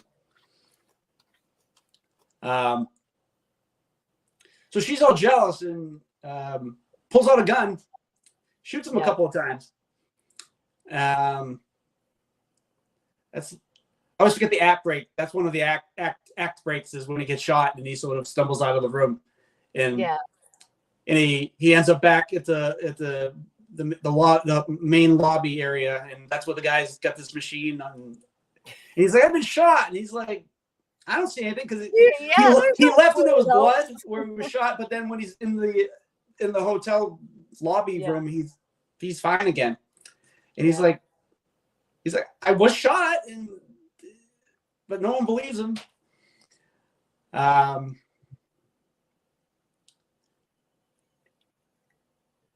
then the twist sort of falls after this scene. So you want to talk about it from there? This is it's a fun episode.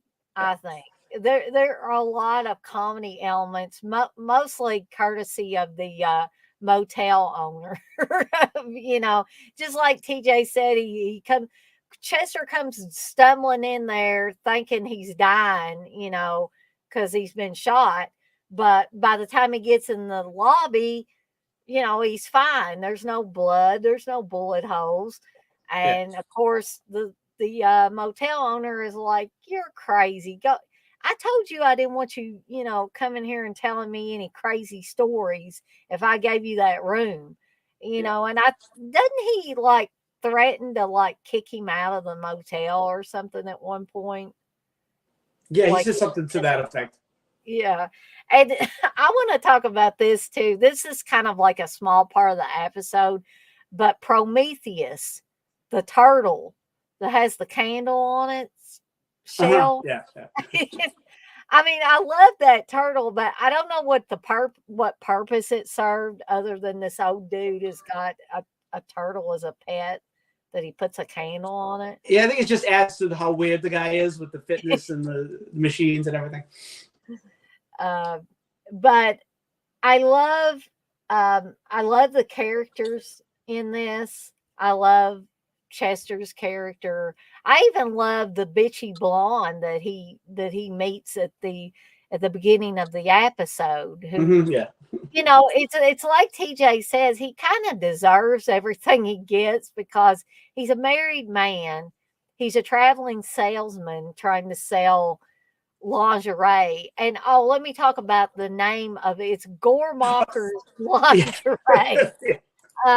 And the blonde says she says,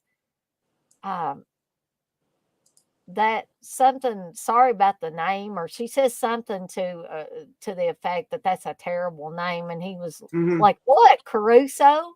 And she says, "No, Goremacher." Yes. And I don't think I'd want to buy lingerie from a company called Goremacher either. I'm assuming it was somebody's last name, or maybe a Yeah. combination of two last names or something. Um, By the way, this episode seems very Canadian because there's the it girl. does. The girl in the room, her Canadian accent slips out. She says one of those words that's very obviously Canadian, and then sort of the hat. When the guy is going out to the cold, he sort of has one of those, I don't know, those guys who, what are those, the hoser guys with Oh, the weird flap hats, whatever those are, kind of that kind of hat. And I was like, this must have been something Canadian in this. yeah, you're starting to smell Canadian bacon somewhere in Yeah, this yeah. episode. Yeah, I come to think of it, TJ, that it definitely has a Canadian I think she flavor. says sorry. She says sorry, which is very That's what Canadian. I was thinking. Yeah, that she said sorry, Yeah. because I don't think they said anything about bluffs, or uh, definitely didn't say anything about Moosehead beer, or Hmm. anything like that, which are other typical Canadian alerts. Yeah. Let you know that yeah, it's Canadian. Um, no matter how hard they try to make it look like it's in the United States, some of this stuff is, Right. it's obviously not. Well, I can't wait to see Scream tomorrow to see how much of Canada looks like New York. Exactly.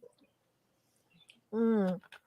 So, yeah, I will turn this back over to TJ to give you the big stinger here, because this is a good stinger, I think. Right. So we sort of find out something was up in that room because Chester finds a paper from 1950, and it's Mhm. about a drowning that happened at this motel. And he finds out it happened in this specific room, and what's supposed to happen the next day, which I guess it ends up being midnight, and the next day, and the twist is that the woman who thinks he's Harry was the killer who drowned her boyfriend or husband or whatever it was in the bathtub in this hotel. That's why the room really wasn't something that that the guy wanted to rent out. And Yep. there's the end scene where it's the innkeeper, the woman, and the cop, and they're basically, yeah, he was a weird guy, but we didn't expect this to happen. And he's like, I should never have rented out that room, and we should have just torn it down. And then the cop references like what happened before in the room. That it was the motel owner's father Okay, right, yeah, that's right. that got killed by the I guess this was a ghost woman. I mean, at this point in Yeah, time. Um, it's very Twilight Zoney, very Tales from the Dark. It's very. This probably would have been the good Tales from the Crypt episode too. oh yeah. It probably would have been more blood, and she would have been in less than lingerie, probably. Yeah, more than likely, if this had been a Tales from the Crypt episode. But I do like that last shot of He's in the Chester bathtub with in the his head, bathtub, legs sticking out. And yeah, yeah. and it Oh, there's a point slowly when paints up to his face. yes, there's a point where the girl's coming onto him, and he's like, "Oh, maybe I should go through with this." He's like, "I only cheated on my wife once, and I don't even remember what happened. So I mean, I technically maybe not have cheated or whatever." There's a couple of funny There lines too. are no excuses for that, though, and you Yeah, always have to pay for those indiscretions. there's an early line with the innkeeper's like when he's given the room, and he's like, "No, don't steal the soap because the last guy that stole the soap got into a fatal car accident." Oh man. But yeah, this is a funny episode. It ends tragically, but like, yeah. But it's still just the look on Chester's face when he's in the bathtub dead. Yeah. That's humorous too. I'm sorry. It just is. Well, at least he went happy. I don't know. Yeah. Maybe he got a little action before, she. Well, he got to dance a little bit, and that's what that's the old soft shoe is the name of the episode because he was a dancer, and that's what they used to call me, the old soft shoe. Yep. Now I saw. Go ahead. Sorry, I was just going to say I saw Rob was in here, so hey, Rob. Now I'll let you finish that thought, TJ. So the guy who played Chester and the guy who played Arthur, the hotel manager, they're both in separate. Everybody's been in TV shows, so it's not ridiculous to think that they were both in an episode, 2 separate episodes of the Golden Girls. So a lot of people in this series have been in the Golden Girls. Yeah. The 2 women, I don't recognize them from anything. Like I said, the other one was I'm guessing she was Canadian. They've probably been in something. So once in a while you'll see an actor and they've been in nothing but 1 episode. I know, but they look a TV so show familiar. And then they disappear. Like the episode Comet Watch, the young girl, or young woman rather, that comes through the telescope. She looks so familiar to me, but when I saw her name, the name was not familiar to me at all. I mean, I saw her credits. She was in some stuff, but anyway. Bliss was wanting to know if you're from New York, TJ. Why? I guess. What are you talking about? No, Afro says TJ has a New Englander accent. Yes, I does. Yep. Me and Garrett have. Yep. Similar. You guys have very similar accents. Yeah. He's more Rhode Island. It's a slightly different accent, which leads us into the next episode, by the way. Yes, it does. The Last Car, which is one of my all-time favorite episodes of the series. This would be in my top 5 if I had I named 5. It would definitely be in my top 5 as well. But I'm going to turn it over to TJ to talk about a little bit about The Last Car. The Last Car. So, young Stacy is on college break. It's Thanksgiving, and she's taking a train home to her family, and she's a little late. She's hoping she doesn't miss her train, and she looks at the schedule, and she's like, "Oh, okay. It looks like we're on weird timetable, but I should be able to make my train." So she's waiting, she seems to be waiting for a while because there's some transition shots, and there's a big sign that says "Last car stops here." Yeah. So show her near the title right away. And she's like alone on the train. She's in the train station. And the train finally comes. She gets on the train. We see her in one of the cars, and she's like, "Oh, it's like an empty car. There's an older guy, there's an older woman, and there's a young kid." She sort of walks by, and she's getting her bags, and she's like, "Oh, all the other cars were packed. People were standing around. I don't know why people don't come in here." And the old lady's like, "Oh, come sit by me. Come sit in the seats next to mine." She says, "Be my company, dear." She's a very nice, motherly, older, like Leave It to Beaver, old sitcom-y type of wife. And then the guy's sort of in the background, and the little kid in his, I think he's a cowboy. But you begin to wonder, I don't want to give away too much, why this kid doesn't seem to have any parents with him. These other just random people are kind of taking care of him. But. Yeah, this kid's running around the car, and and young Stacy, she's just like, "Oh, I finally found a space. I'm traveling, and I'm going to see my family." And everybody's sort of she's only really talking to the lady who seems a little out of it. She starts talking about time, and the woman sort of like not really understanding what's going on. And she's like, oh, that's a interesting bracelet you have on. And she goes, it's a watch. And Yes. the woman's just sort of like flighty. So you think she's just like a older woman and, you know, whatever. Maybe she doesn't know she's about a little senile or something. You know, if this was set now, she'd probably have an iPhone, and the woman would be like, "What's that phone? What's that weird thing that weird compact you have in your hand?" Anyway, Right. So yeah, they start talking about the train and the tunnels and whatever, and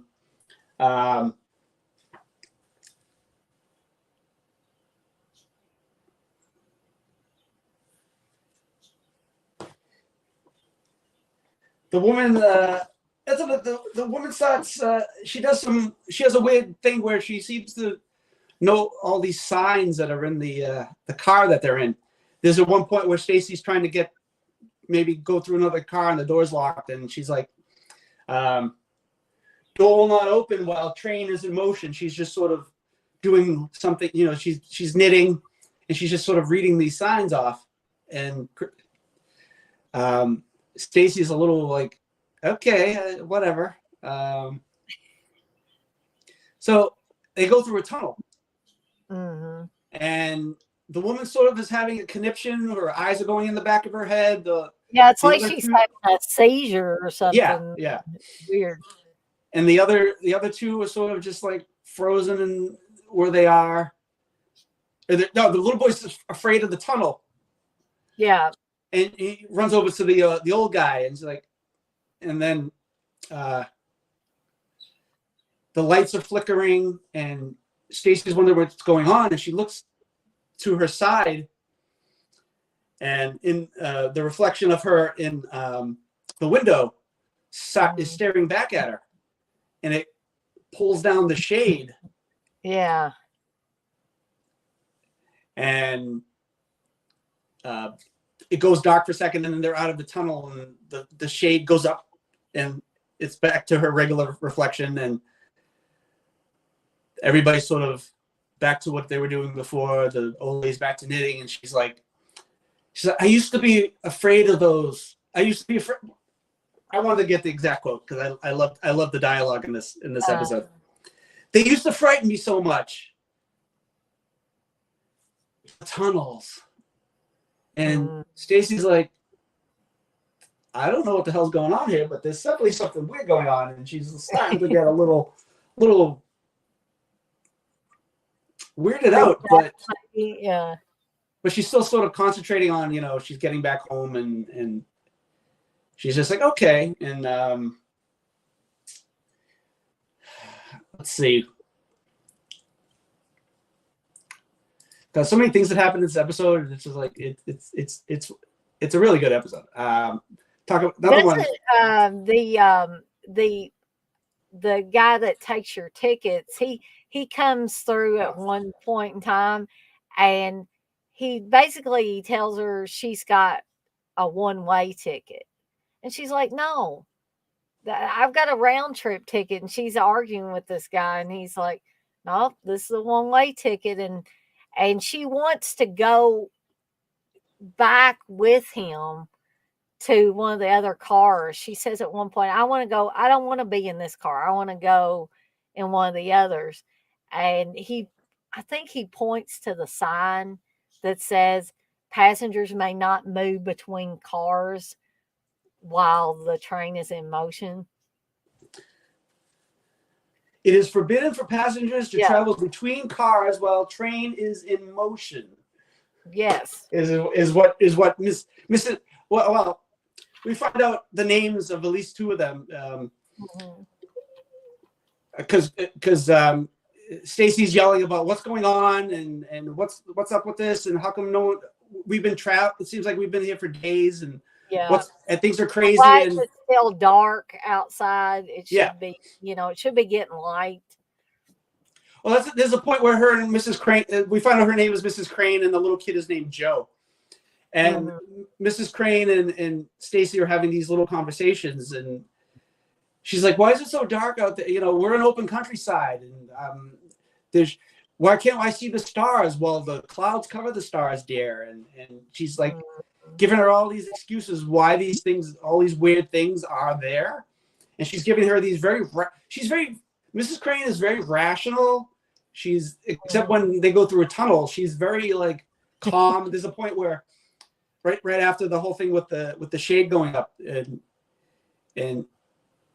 Mrs. Crane is talking to her, and Stacy's sort of like weirded out, and she's like, "I'll stop talking if you don't want me to," you know.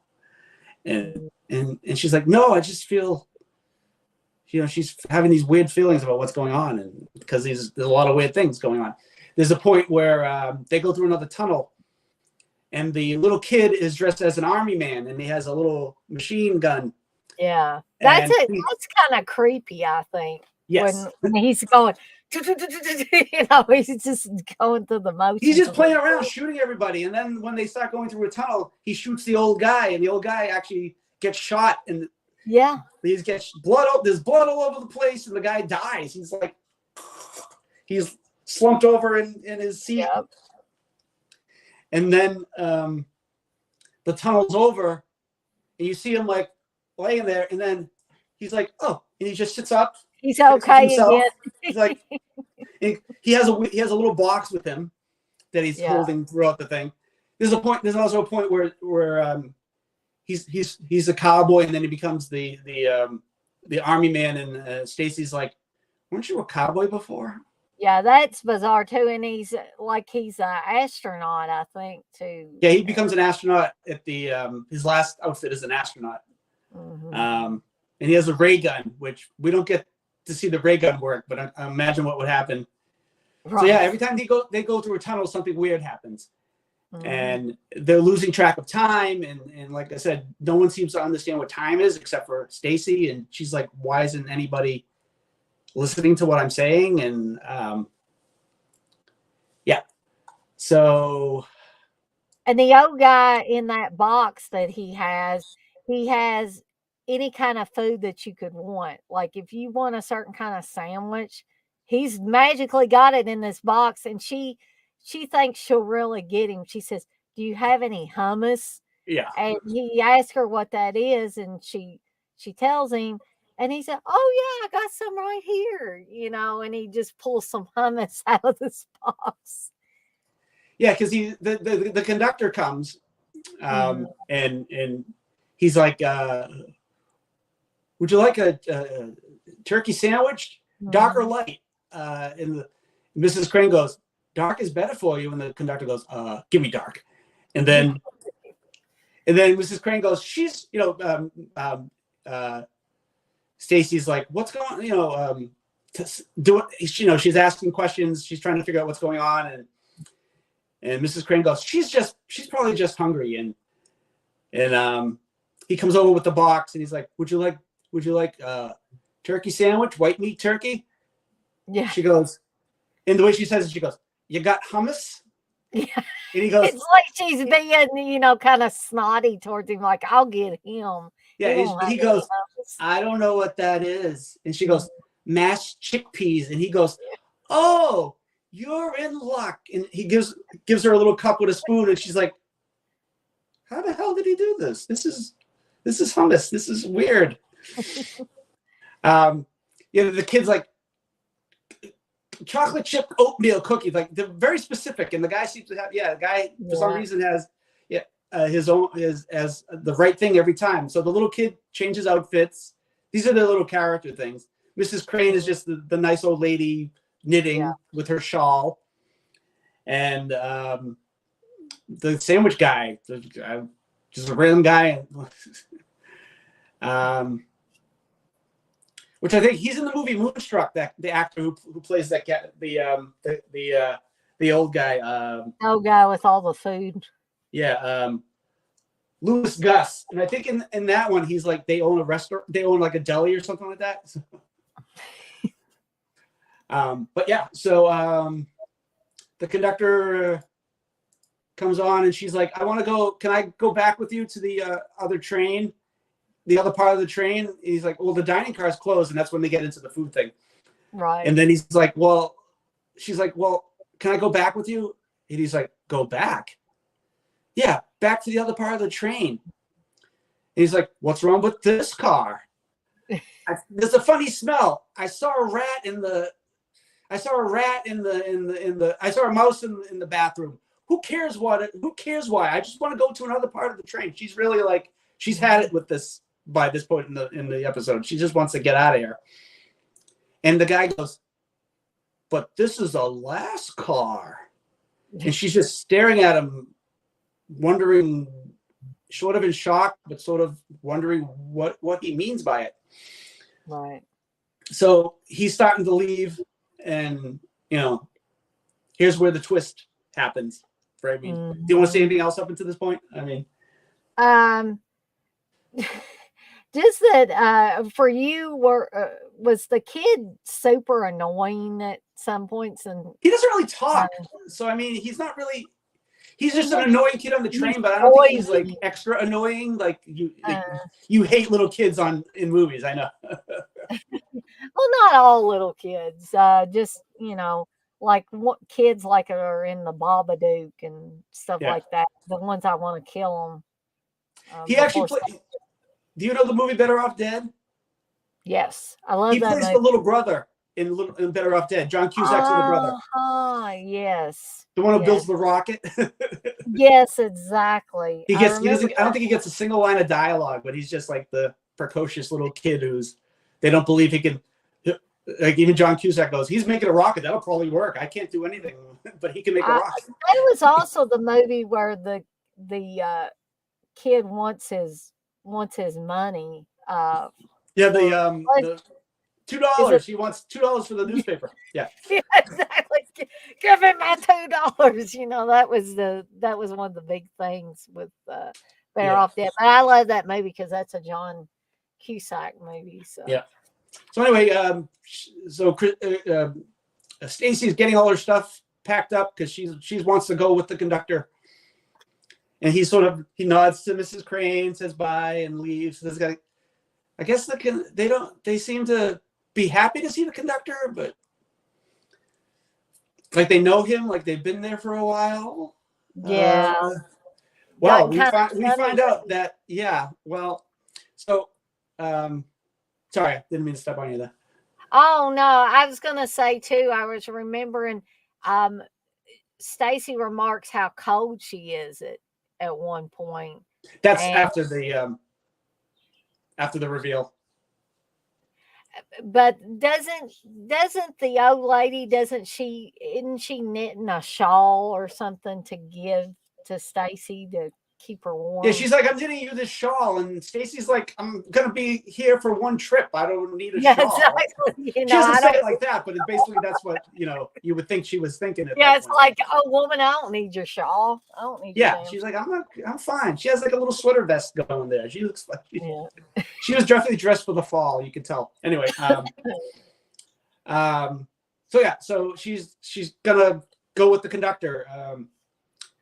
The conductor leaves, and the door's shut behind him, and she's trying to open the latch because she sort of falls down, and she's on her knees, and she's sort of trying to open the latch, and then she looks up at the conductor, and they're going through a tunnel because that before he leaves, he says tunnel, and because there's a warning that the tunnel's coming because whenever they go through the tunnel, the train goes brr, brr. Yeah.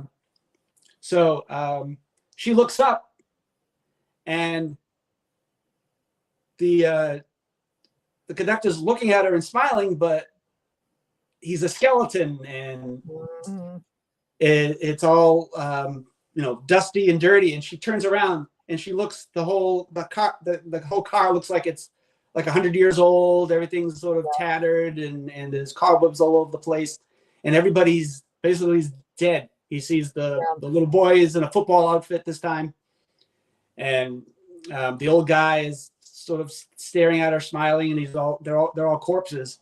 And Mrs. Crane is still knitting, and she's this like she's the creepiest. She's like a Yoda looking corpse, and it's just she's Yeah, got these exactly. weird eyes. It's very creepy, and it's very EC Comics looking. This is a very EC Comics feel to it with this scene. And Stacy she closes her eyes and opens them again, and they're out of the tunnel, and everything's sort of back to normal. And Mrs. Crane's all smiling, and she's like, "Come here, sit over here." And the little boy's now an astronaut, and and then Stacy's just in shock, and she's sort of realizing that. So I'm guessing they're in purgatory, and they're on a train going to. They're on a train. They're on a train. Their purgatory train is what they're on. So they're not. We don't know if they're going to heaven. They're going to hell. They're going to be trapped because obviously they've been there for years and years. That's why Right. The kids they're sort of like a 50s kid. He's like a 50s kid. That's why he's sort of in all these outfits that the kids would wear in the 50s. And and she sits by Mrs. Crane. And she's like, "I'm cold." And she's like, "Oh, I just finished the shawl." And she would have had to been working on that for at least a couple of months. Right. And there's a point of Stacy's like, I think it feels like I've been traveling for days, and she'll fall asleep. And there's a scene where she sort of wakes up and Mrs. Crane is in the back row. And then she adjusts her eyes and looks back, and Mrs. Crane is back right next to her again in the seat. And it's these weird things happen throughout the thing to sort of get you going that there's something up. But yeah, so at the end, she's like, "When's the conductor coming back?" And Mrs. Crane's like, "Oh, not until there's another passenger." And she's like, "Would you like to?" She gives her the shawl, and she's like, "Would you like me to teach you?" She's like, "Would you like to start something?" And Stacy goes, "I don't know how."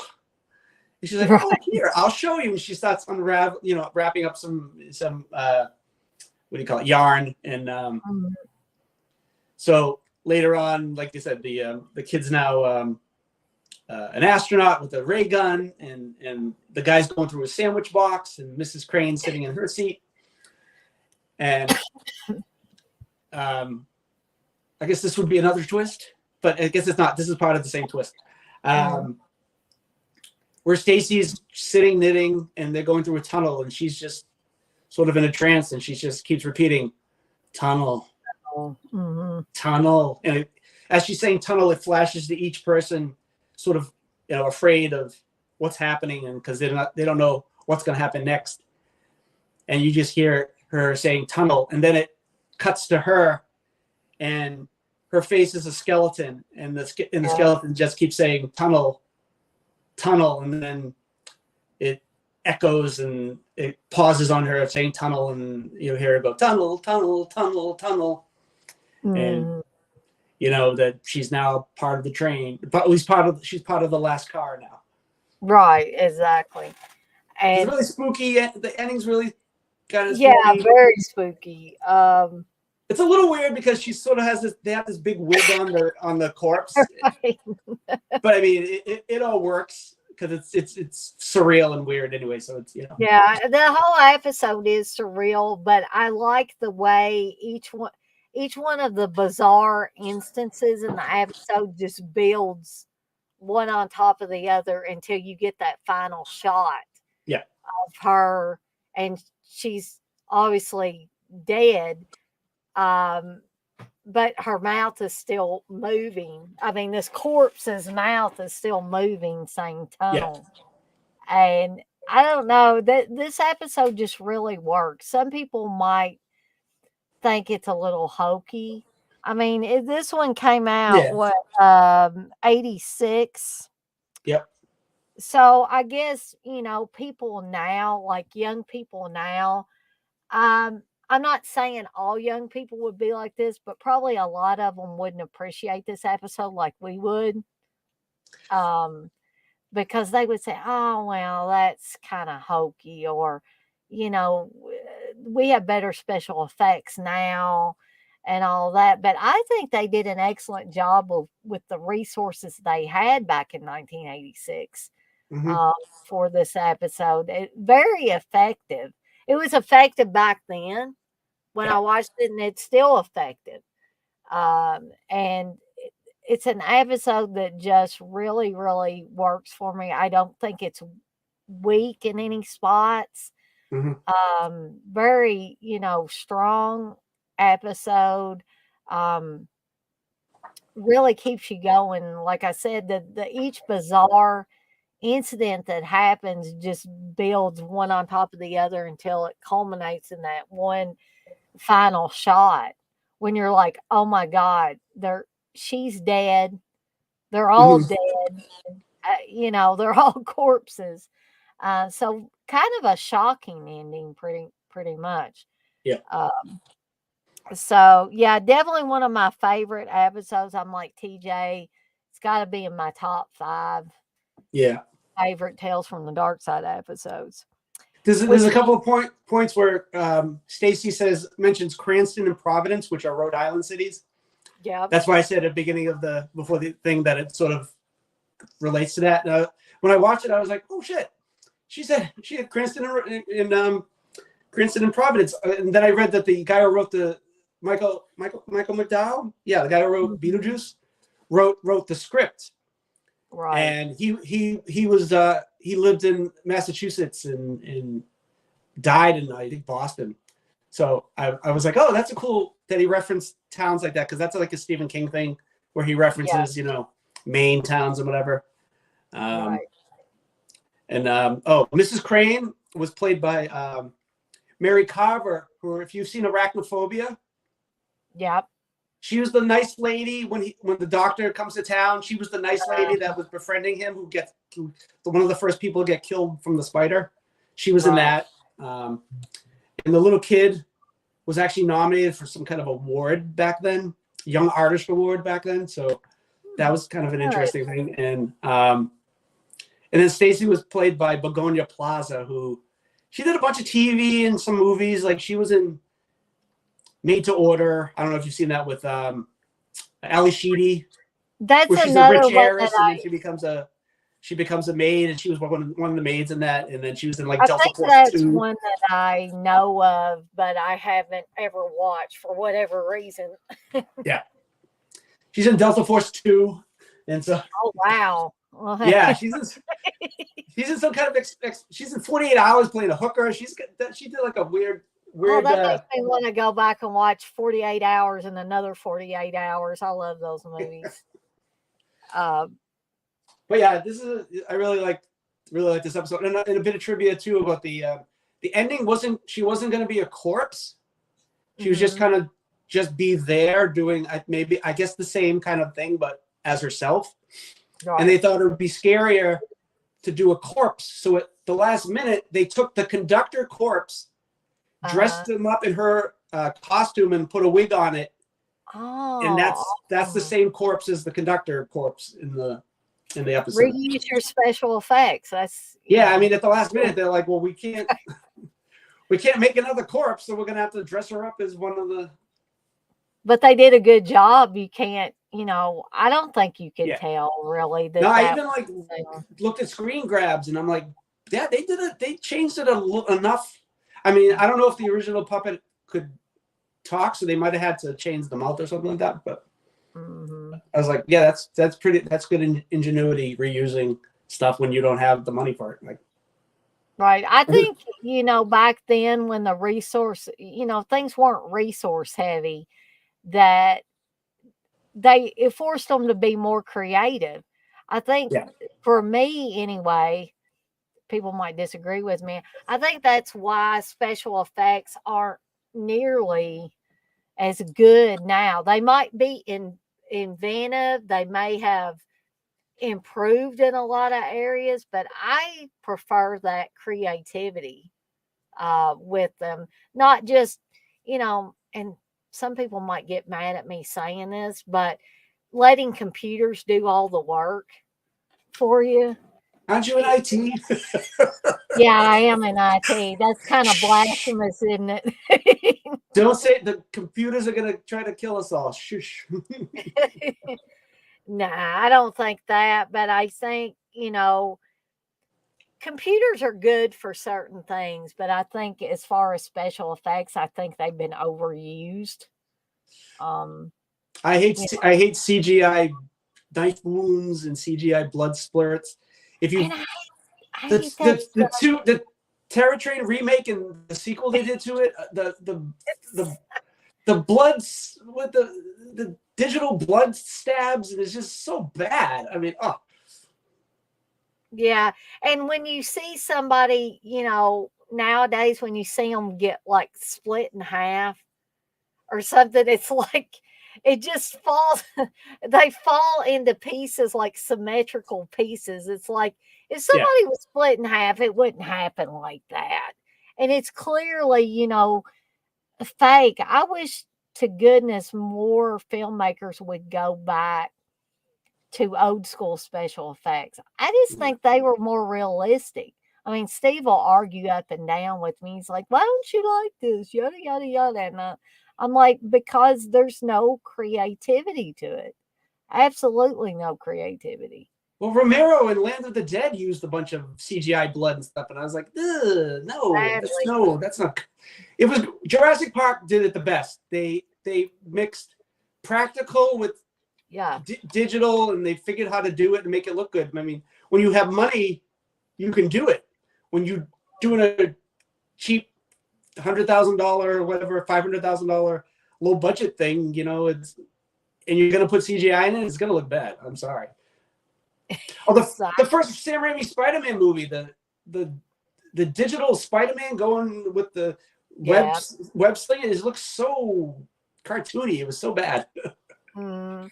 And people want to believe that it looks fantastic because I, Nah. I think they either they have rearranged things in their mind where they actually believe that it looks fantastic, or they don't want to be a traitor to all these new effects and say what really needs to be said, that they look crappy. I mean, you might as well just spit it out. Don't sugarcoat it. Have you seen the digitally enhanced Return of the Jedi? That ruined the whole movie. The whole Jabba's palace thing. That were just I was like, oh, you took out those puppets. They didn't look like the singer puppet in the original Return of the Jedi version. It looked like a puppet, but it looked better than the CGI stuff that they did later on. But anyway, we're getting off track again. But I do have to put this up here. Wes said, "Did TJ burn his hands like Kane Hodder?" I would hope not. I think he's just wearing those for stylish effect, Wes. I don't think he's This is my gimmick. Yeah, that's TJ's gimmick. Like, my hat's kind of my gimmick, so his gloves are his gimmick. I can't be rad, and I don't have a good beard, so I have to do something. You sound like Steve talking about his beard. He's threatening to shave his beard all the way off, and I've gotten used to him having it now. And I'm Yeah. like, it's your face, but I don't know. It's gonna look weird to see you clean shaven after many years of having the beard. Yeah. So um moving along to the next episode, which is also a very, very dark episode, which is A Choice of Dreams. By the way, those were compliments about the beard and the rad thing. Okay. just in case. Right. Anyway, yes, Choice of Dreams, starring Abe Vigoda, who, if you're old enough to know who Abe Vigoda is, you're old enough to go, remember how people always thought he was dead? Exactly. If you're old enough to remember, people always like, oh, Abe Vigoda, blah, blah, blah. He was in The Godfather. And yeah. And he isn't did a he, lot of by the way, TV. isn't he dead? Yeah, he's dead now, but for a while, it was like, people were like, oh, I thought he was dead. Like, I think anyway. Steve even mentioned that at one time. He's like, "Is Abe Vigoda, is he dead or not?" So Abe Vigoda plays mobster Jake Corelli, who has cancer, and he's gonna die. He's a mob boss. He's got his right hand man who's like who's been with him forever, and the only guy he could trust. And he has, the youngish wife. She's youngish. She's not young, but she's youngish wife, who's just like, oh, wait a minute, I'm wrong. Does he have the wife? Wait a minute. Yes, he does. He has Marie. He has the wife. The wife Marie. That's it. How could I forget? My grandfather's second wife was Marie, and they were all Italian. Oh, there you go. I should remember that. Anyway, yeah. So this is weird.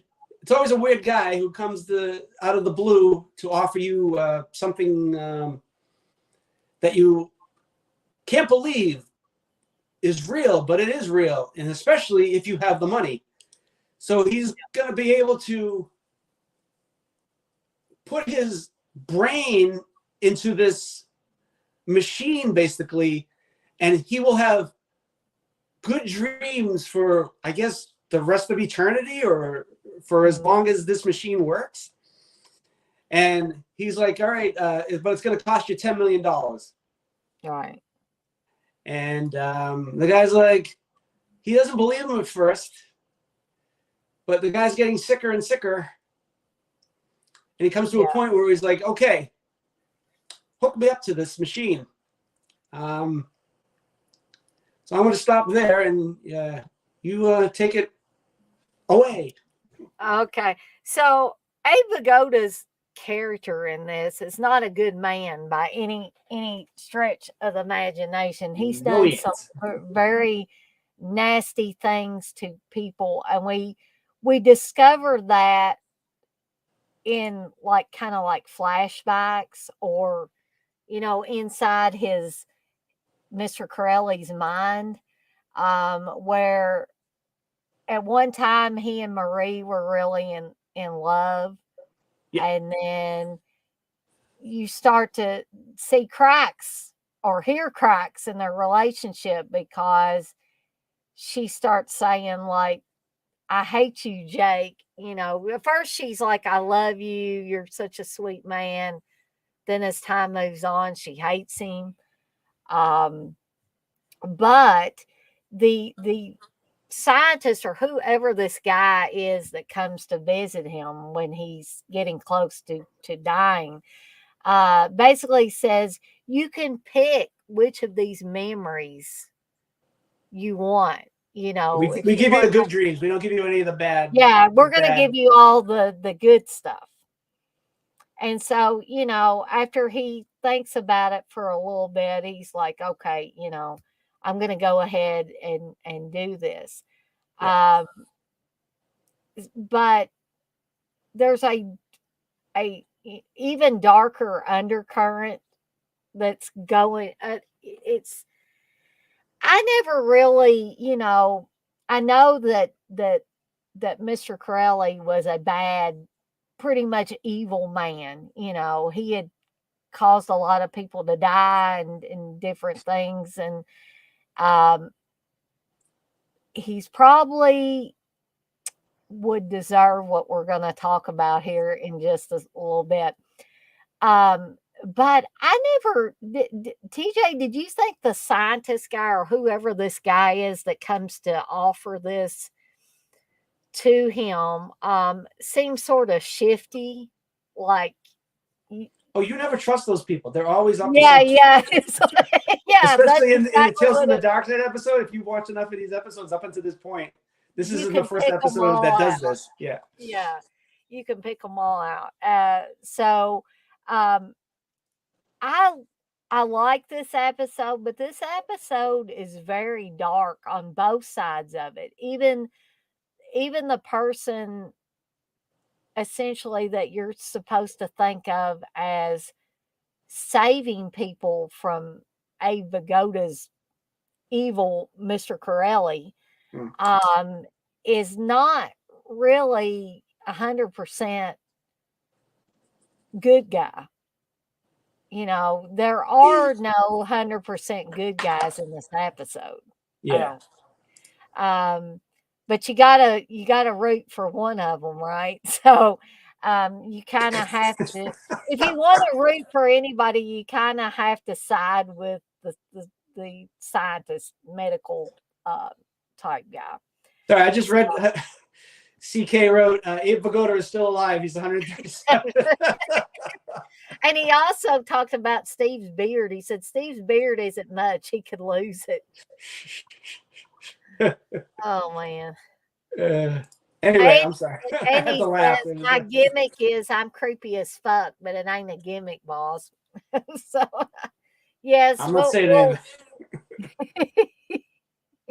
But anyway, I'll turn it over back to you, TJ.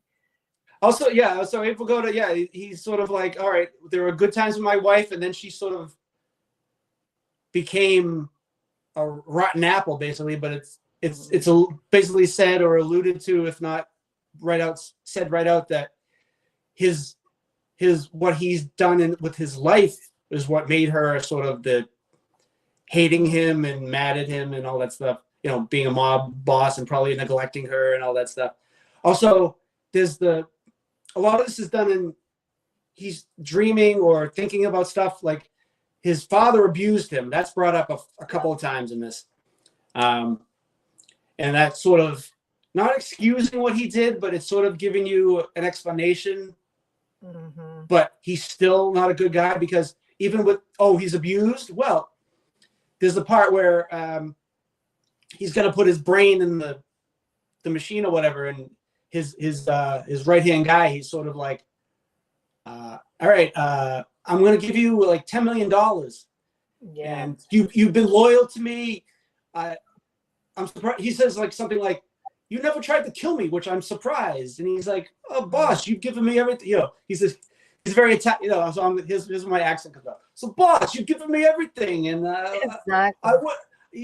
I'm paraphrasing, but he's basically like, you've given me everything I wanted. Why would I try to kill you? You're like, he doesn't say this, but it's like, you're like family to me, whatever. And he's like, well, this money, he had him take some money out of his account or whatever. He's like, this money's for you. And he's like, are you happy? And he's like, yeah, boss, this is amazing. This is great. I got all this money. I'm very happy. So it's one of those shots where it goes above the guy's head and he shoots him in the head, basically. Yeah. And he like, yeah, you're happy? Well, here you go. Now you can die happy, because his whole thing is sort of, he's not just leaving, he's cutting off everything that he's cutting everything that he's leaving behind away, including killing people, killing this guy who was beside him, through all the bad stuff that he's gone through and that he's done. And we knew that he wasn't going to leave this guy money. I mean, there was no way. It wasn't a huge shock. Right. Well, he goes to the scientist guy, and the guy, okay, we're gonna give you only the good. You're gonna give you the good dreams, and he's like, okay, great. So they do the operation. He picks up the brain, and he's like, okay. He's talking to the brain, and he's basically saying, hey, with everything you've done and all the people you've hurt, you're not getting off. Right. And he's like, he puts him in the machine. He's like, all right, you're gonna dream all right, but you're gonna dream all the bad stuff. Is the twist that he wasn't giving him an eternal happy life. He's giving, afterlife. He's giving him pain and suffering, and we're hearing we're seeing flashbacks to the wife and all the bad stuff, and I hate you, and I hate you, and the father abusing him, and so he's all getting. And doesn't the guy say "Welcome to hell, Mr. Corelli"? Yes. Yep. Yeah. So essentially, he is in his own hell. Yeah. And at the end, you hear Abe Vigoda's voice going, "I'm sorry." Yeah. Too late. And that's the end of the episode. Mm-hmm. So you're not gonna be happy in heaven. You're gonna be miserable in hell. Yeah. He went to the bad place. And it's almost like, how sometimes people say they're in their own private hells, or they create their own private hells. This is kind of like, this became a reality for Mr. Corelli. Yeah. And he couldn't escape from it. And it's similar to, even though the character in Life Bomb was not an evil character, he was just had his priorities kind of screwed up Mhm. a little bit. He was trapped by the life bomb because he lost his wife, he lost everything, and he wanted to die, but he couldn't. Yeah. So in that way, those two episodes are kind of similar. It's not the same type of feeling, but it goes with that Danny Aiello episode also, the from season 1. What was that? I forgot the name of the episode. The one with the bet. Oh yes, yeah, with Danny Aiello. Yeah. Anyway, Yeah. that would that these are, he wasn't the same guy as Eva Goda. He wasn't a bad guy. I mean, he was a loan shark basically, but Right. anyway, yeah, that was a good episode. Yeah, Although I like Eva Goda's line read at the end was sort of goofy-ish. a Because he's like, little bit. I'm sorry. It's like sort of like that. They maybe could have done that a little better. Also, you can not just you can hear the other brains, sort of their hells that they're in. You can hear the audio of whatever's going on in their little brain houses. Yeah, and I bet basically those other brains belong to people that he had probably worked with or was against, but they were all bad people. Yeah, because I think the guy who's the scientist dude is sort of like, oh, you'll know some of these people that also have done the same thing you did, or you're gonna do, or whatever. Right. So this brings us to this one I don't much care for either. Strange Love. Strange Love. Yes. This Sylvia, yes, Mickey. to me, this one is a little bit too bizarre for me, but I'm going to let TJ talk about it a little bit. Well, Edmund Alcott, his wife has hurt her leg, and it's very painful.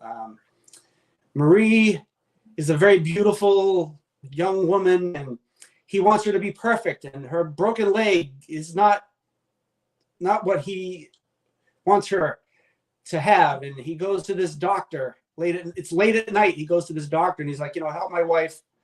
Well, he's like, well, let's get her to the hospital. He's like, no, I need you to make a house call, basically. And he's like, I can't do that. And he's like, oh yeah, well,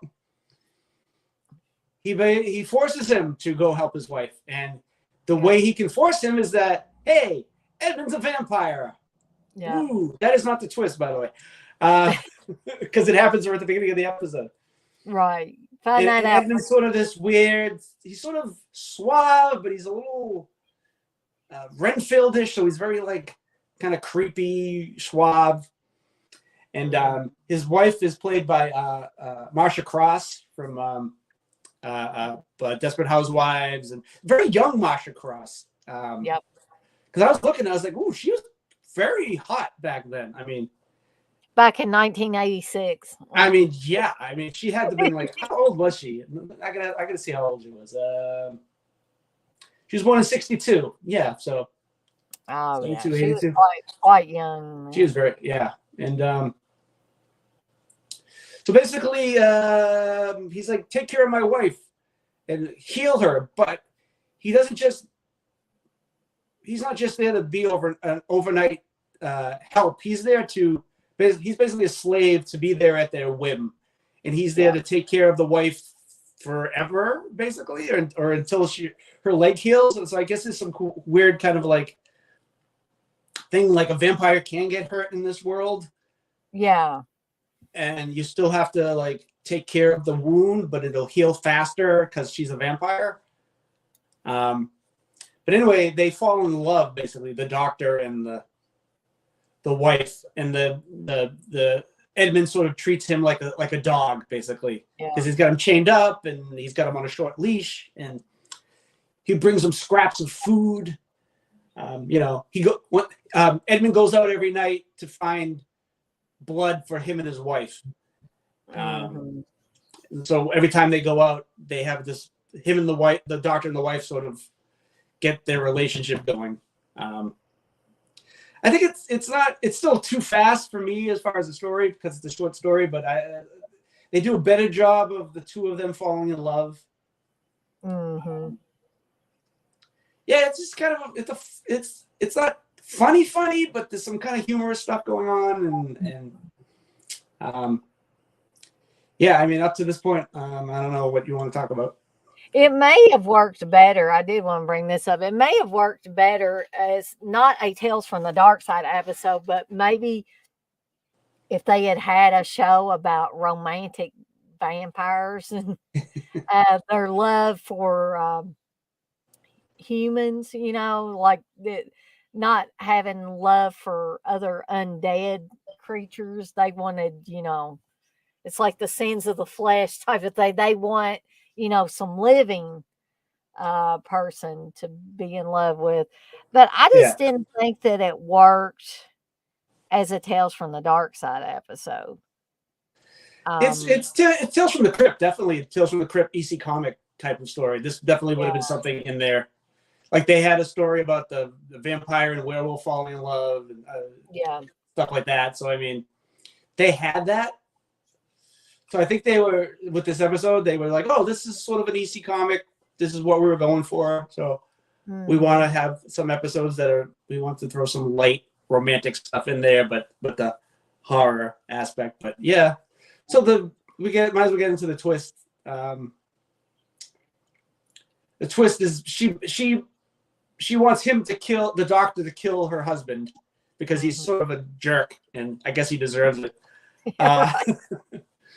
Because she's sort of like, her thing is she doesn't want humans. She doesn't want to live off of humans. She wants to live off animals. And Edmund's sort of disgusted that why would you want to live off of filthy, lower animals? Humans are low, but animals are even lower. Mm-hmm. So she makes the doctor a vampire, and the twist is that he's now a vampire, and he kills Edmund, and they go off together, and that's the end of the episode. I mean, there's not a lot happening. It's okay, but yeah, it's just a little flat, I think. Yeah. In comparison with some of these other episodes that we've been talking about. So that brings us to another episode, The Unhappy Medium, which is I'm not fond of this one either. For the strong episodes that they had in this season, it's going to end on a weak note, in my opinion, because these last 3 episodes that we're going to talk about, I think, are pretty weak. But I just didn't care much for the Unhappy Medium. I just thought it was a little too kooky and just, I don't know. It just didn't seem to fit in the vein of Tales from the Darkside episodes. But I'm going to let TJ talk a little bit about it and hear his thoughts on it. Yeah, it's not funny. I mean, it's not really funny at all. But I think it's trying to maybe be over the top, at least at some point, especially with the acting from a couple of people. But anyway, it's about this televangelist who's died, and he's left his congregation and his money to his family, but it has his sister, played by Connie Stevens, his sort of,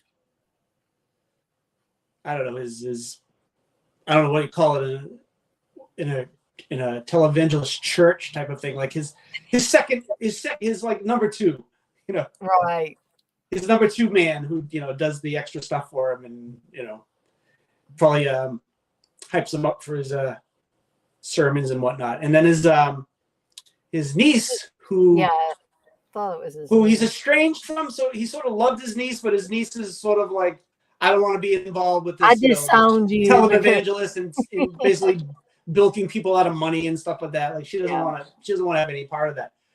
So she doesn't even really want to. She doesn't even care about the money. But I think she's like sort of a philanthropist. So she wants, if she gets the money, she wants to like donate it to somebody. And so basically, Farley's spirit traps them in sort of between heaven and hell, and he wants them to sort of fight for the money or something. It's just a weird. It's almost like he's playing them against each other. Yeah, that's exactly what during the whole episode, and they're fighting and bickering, and he's having a hell of a good time because he's enjoying this. He's enjoying watching them fight.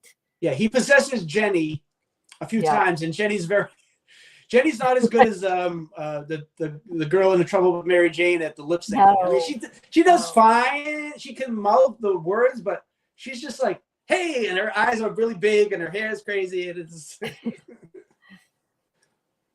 Yeah, but, basically, she's just talking in Farley's voice, and laughing. So the twist is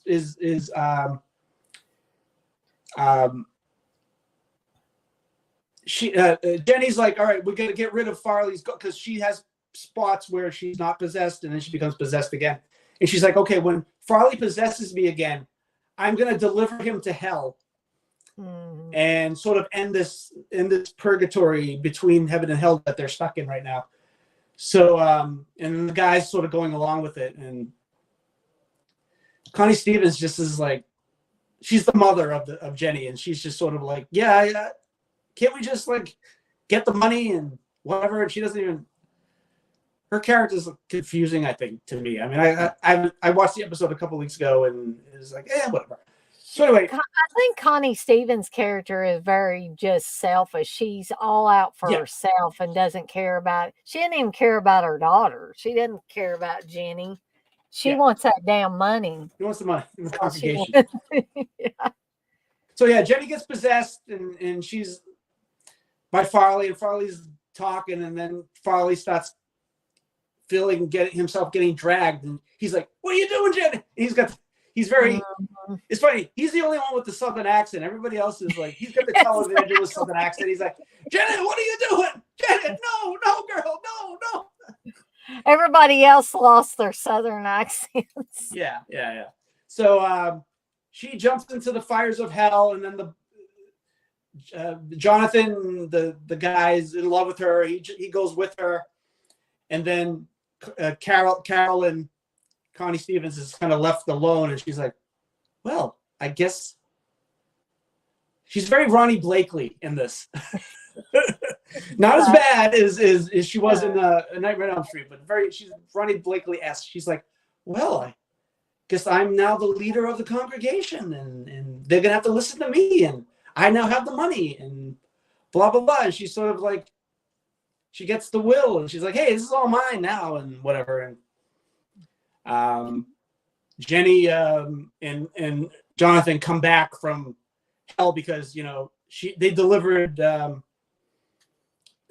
Farley, and so they're, I guess, allowed to come back to Earth, and they're like, and the mother's just like, oh, you just want the money, and you want to be the one that controls everything and whatever, and Jenny's just like, give it a rest, Mom. And her and Jonathan leave, and Farley's ghost comes back, and whatever.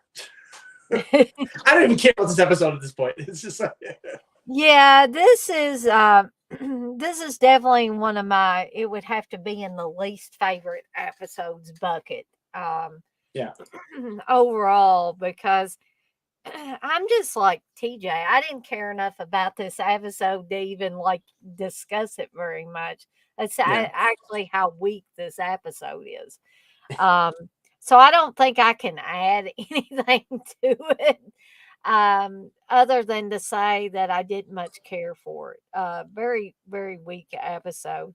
well, Well, Peter Miller, who played Farley's voice, was in Forbidden Planet. So you. Oh, there you go. There's a little bright spot there for you. Yeah. If you like Forbidden Planet, He played one of the crewmen. He did a lot of TV and stuff like that. Whatever. Connie Stevens, she was a singer. Speaking of Grease too, Connie Stevens was in. That's right. She's also in Back to the Beach, which was one of those Frankie and Annette movies, but it was done in the 80s when they were all old. So, exactly. Which brings us to the next to last episode of this season, which is one I also don't care for. I told you that I think it's cute. I actually think it's cute. It's a cute episode. It's cute, and I believe this is the one that has Yeardley Smith on it. It does.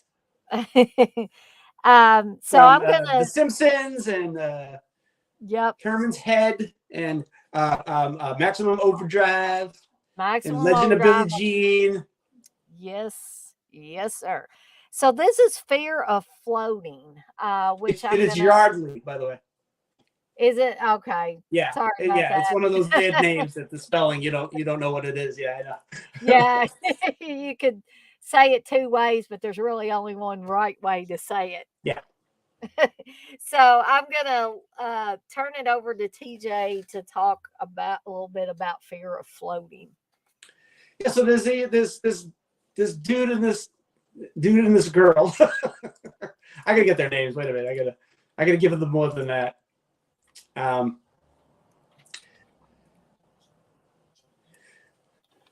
So is I'm not being a negative Nancy. Who what? Wes says I'm being a negative Nancy, and what's your name, Dana?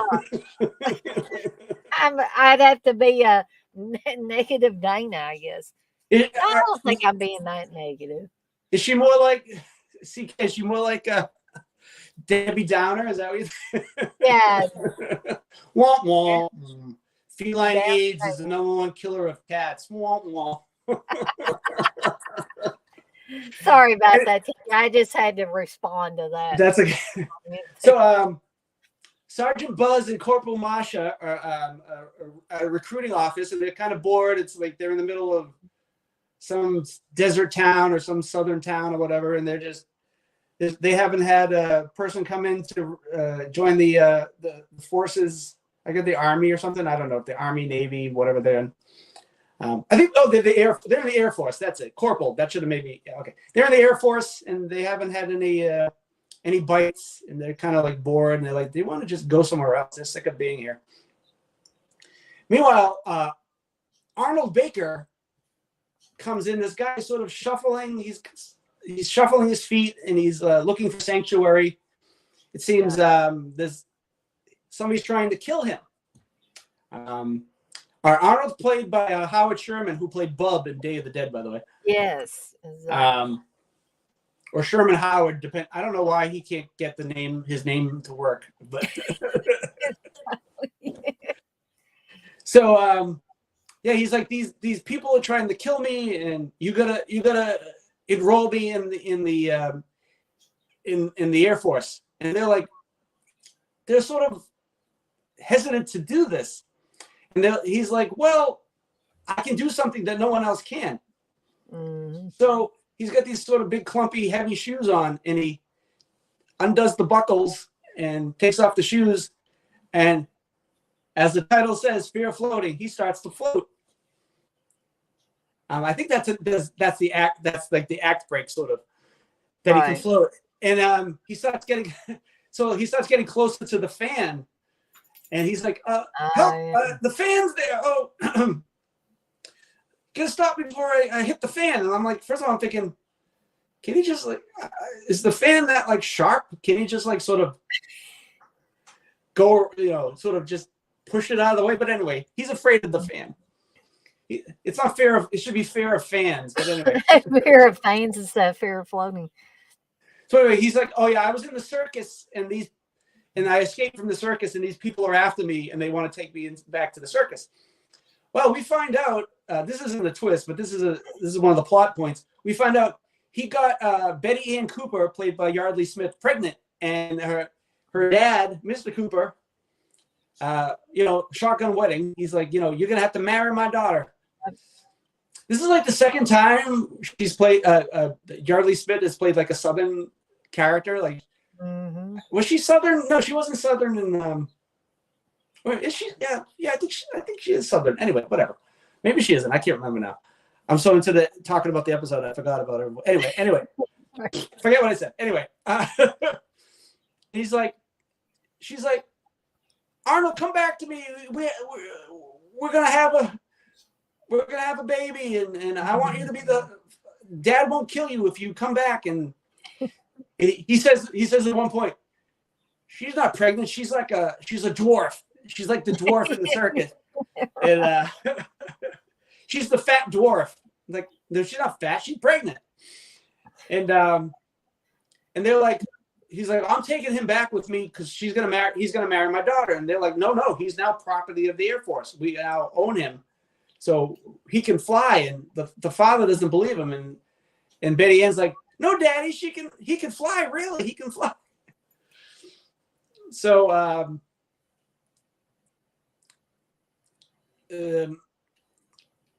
he's flying, and he takes off the shoes to show. They're like, come on, show him that you can fly. And they're showing him, and the dad's like, no, he's coming back with me. I don't care about the Air Force. And he's going to do right by my daughter, and he's going to marry my daughter. So he convinces him that he finally is like, fine, I'll marry her. And he's like, I'm going to come back with you. I guess the twist sort of happens after this. So if you want to kind of talk about anything right now.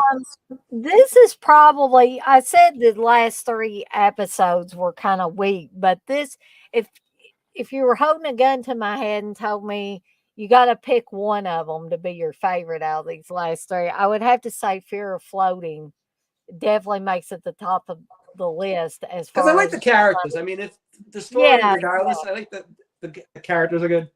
It was charming that way. But as far as a Tales from the Darkside episode, I thought it was a little weak in that department. If I was just going by the characters in it, I thought, the characters were charming. That was a win-win for me there. And I do actually like some of the comedic elements, like the father coming with his very pregnant daughter, and demanding that this guy marry his daughter and do right by her, as TJ said. He's got to do the right thing, and he got her knocked up, so now he's got to marry her. So the father is very old school, almost like a mountain man almost. When you say that, TJ, like, you gotta be loyal to, you can't just mess around and get this girl pregnant and not marry her and raise the baby together and all that. So he's very, old fashioned, old school, whatever way you want to look at this. So I like that aspect of it. But I guess the weak part of it for me is it doesn't feel like a traditional, to me anyway, Tales from the Dark Side episode. So yeah, that's about all I want to say about it, and I'll turn it back over to TJ for the twist here. Okay, so they're basically going to force him to go back with or at least do right, like I said before, do right by her, by Betty Ann's pregnancy, and because Betty Ann loves him and just wants him back, and he basically, so she's like sort of, she go into labor, or does she just sort of faint? I forget. I wanted to say she fainted, but my memory might be a little fuzzy on that part of it. So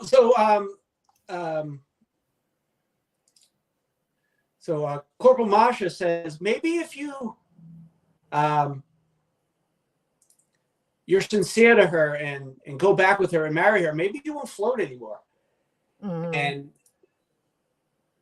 Betty Ann starts crying, and he's looking at her, and he's like, "Oh, don't cry." And he's like, "I'll do right by you, and I'll go back and I'll marry you." And he falls because Marsha's got him by the tie, sort of like floating there in the air, and he's like professing that he'll go back with her and he loves her, and then he falls, and they're like, that must have been why because he's basically a con man, and I think his conning was why he was floating, and when he was finally sincere and truthful, it stopped.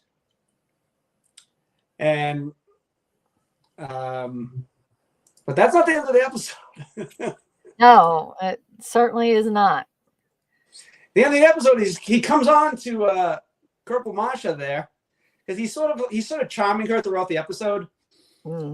He's the one that she's the one that's like, oh, we should, we believe him and about the floating, and she's sort of the one that says we should get him into the Air Force or whatever. And so Betty Ann and the dad leaving because they're expecting him to sort of follow them, and he's like, oh, thank you for helping me out, and she's like, oh yeah, great, and whatever. And then he starts sort of like coming on to her, and he's kissing her and grabbing her and stuff like that, and that's what got him in trouble in the first place. Yeah. And he kisses her, and he starts floating again. And he's trying to say, oh no, but he's like, oh shit, I'm floating again, and she's like, you could just go to hell, as he's floating up, and she shuts the door, and he's like, come back, the fan, and the dude comes back, the other guy comes back, the other whatever sergeant or whatever comes back, and he's like, well, we're gonna you're still part of the Air Force and whatever. And he's like, the fan, and then it cuts to the guy standing there looking up at him floating up, and he's like, oh no, and you could hear the fan hitting him, and then blood just starts splashing Sergeant Buzz all over the face, and he's like, as much as I can do on television. Yeah, and Buzz is just like, he's not upset about the blood. He's like, damn, we lost the float. Yeah, exactly. And that's the episode of the episode ends with the blood all over his face. Just being, he's just getting splattered with blood as the credits go. Yep. So yeah, and then we end up with this last one. Yeah, but before we get to the last one, I'm not going to go on too much about this, but I got to address this here. Because Wes says, and this has nothing to do with Tales from the Darkside. Of course, Dana didn't like this one neither. She don't even like Hereditary. No, I do not like Hereditary. And Rob's one of those Hereditary fans, which is, and then Wes says, I know, modern classic. Okay, I don't agree with that. I don't think that's a modern classic. I tried to rewatch that movie because it's one Dirk picked for the Eurocult show, and I still hated it. So I gave it another chance. And I'm not saying people are wrong for anybody that likes it, but I definitely, Wes, I would definitely have to say I don't think of it as a modern classic. I don't know. I cringe even. It's somebody saying that's a modern classic. Let me ask you this, TJ. How do you feel about Hereditary? And don't be afraid to say if you like it or anything, because I'm not. I think Toni Collette should have been nominated for an Oscar. She was amazing in that movie. And I found her annoying in that movie. I thought that was like, I wanted. She was great in that movie. I'm sorry. But that's okay. Everybody's entitled to their own opinion about any movies. Rob says it's sad. And Wes says it's better than Skinamarink, pal. And okay, everybody hates Skinamarink except for me. Steve turned it off within 5 minutes of it being on and said it was a piece of shit. You know, I haven't other seen it people. yet. Well, I won't give anything away in case you're planning on watching it. But a lot of people didn't like Skinamarink. A lot of people hated it. Um, and I had myself half convinced that I was going to hate it, but I actually enjoyed it. So, but that I'm just going to leave it there because I don't want to give anything away because I don't want to ruin it for TJ. And there's no doubt, Rob, that Toni Collette is a phenomenal actress. I'm not denying that. I'm just saying I did not like that performance, and I didn't like her character in that. But who am I to say some other people can't like her acting in that? Um, it says it is a piece of shit. Steve is right. Wait, no, that's insulting shit. Shit. Uh, yeah, insulting shit. Um, well, I don't like Hereditary. You guys don't like Skinamarink, or those of you that have seen it. Um, See, Kelly agrees with TJ. Said she was phenomenal in that role. I mean, yeah, I may still be missing something. Maybe I'm missing some essential piece with that movie. Um, I don't know. How many times have you seen it? Hereditary, I've seen it twice. Okay. What? So maybe do I need to see it again? Maybe TJ, is that what? I don't want to be on until 2 a.m, but Yeah, that's okay. what is your main gripe about it? I hate everybody in that movie. Okay. I hate So every you're single character in that movie. I think they're a bunch of whiny uh assholes in that movie. I don't and the little girl is weird. I guess maybe I can't say I hate her, but what in the hell is that clicking noise that she keeps making? Is there a point to that? Am I missing a point to the clicking that the yes. little girl's making? Okay. I'm It's sure a character thing that she does it as a tick. So later on, when someone who's not her does it, you're like, oh, because it's the whole thing about the sun and he's the vessel, but then she's the actual spirit, and then I mean, the movie. I mean, I'm not trying to explain. I'm not trying to explain it to you, but I'm just trying to say, that's where the tick comes in. So later on, when like they hear the noise, it's sort of like the ghost or the spirit of the. right. So they were trying to give her something that you'll But recognize later on in the movie. give her something a little less annoying because the last time Steve was watching it, I told him, I said, stop making that noise. That is getting on my nerves. And he would say, it's not me. And it was like that whole scene in the Breakfast Club where they're all making that noise. And he's like, who is making that noise? And like he would talk to one of the characters and they would stop and the others would start going, no, that wasn't the Breakfast Club. That was summer school where they were doing that. Does anybody remember that in summer school where they were? You were confusing me by saying Breakfast Club, but yeah, sorry about that. Got my two movies confused there, but it was summer school. But anyway, to get to the last episode, so me and TJ aren't on here till 2 or 3 o'clock in the morning. The Kasavan curse. The Kasavan curse. Didn't much care for this one either. But I'll let TJ talk a little bit about. Yeah, it's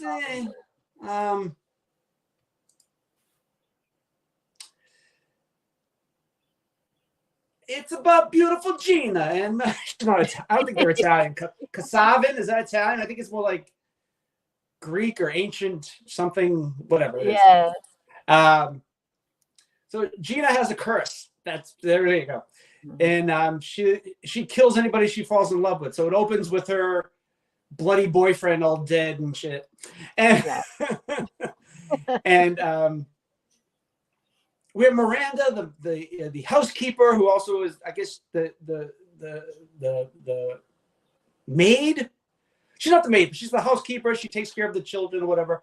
And Nicholas Kasavin is the cousin, or no, are they cousin or the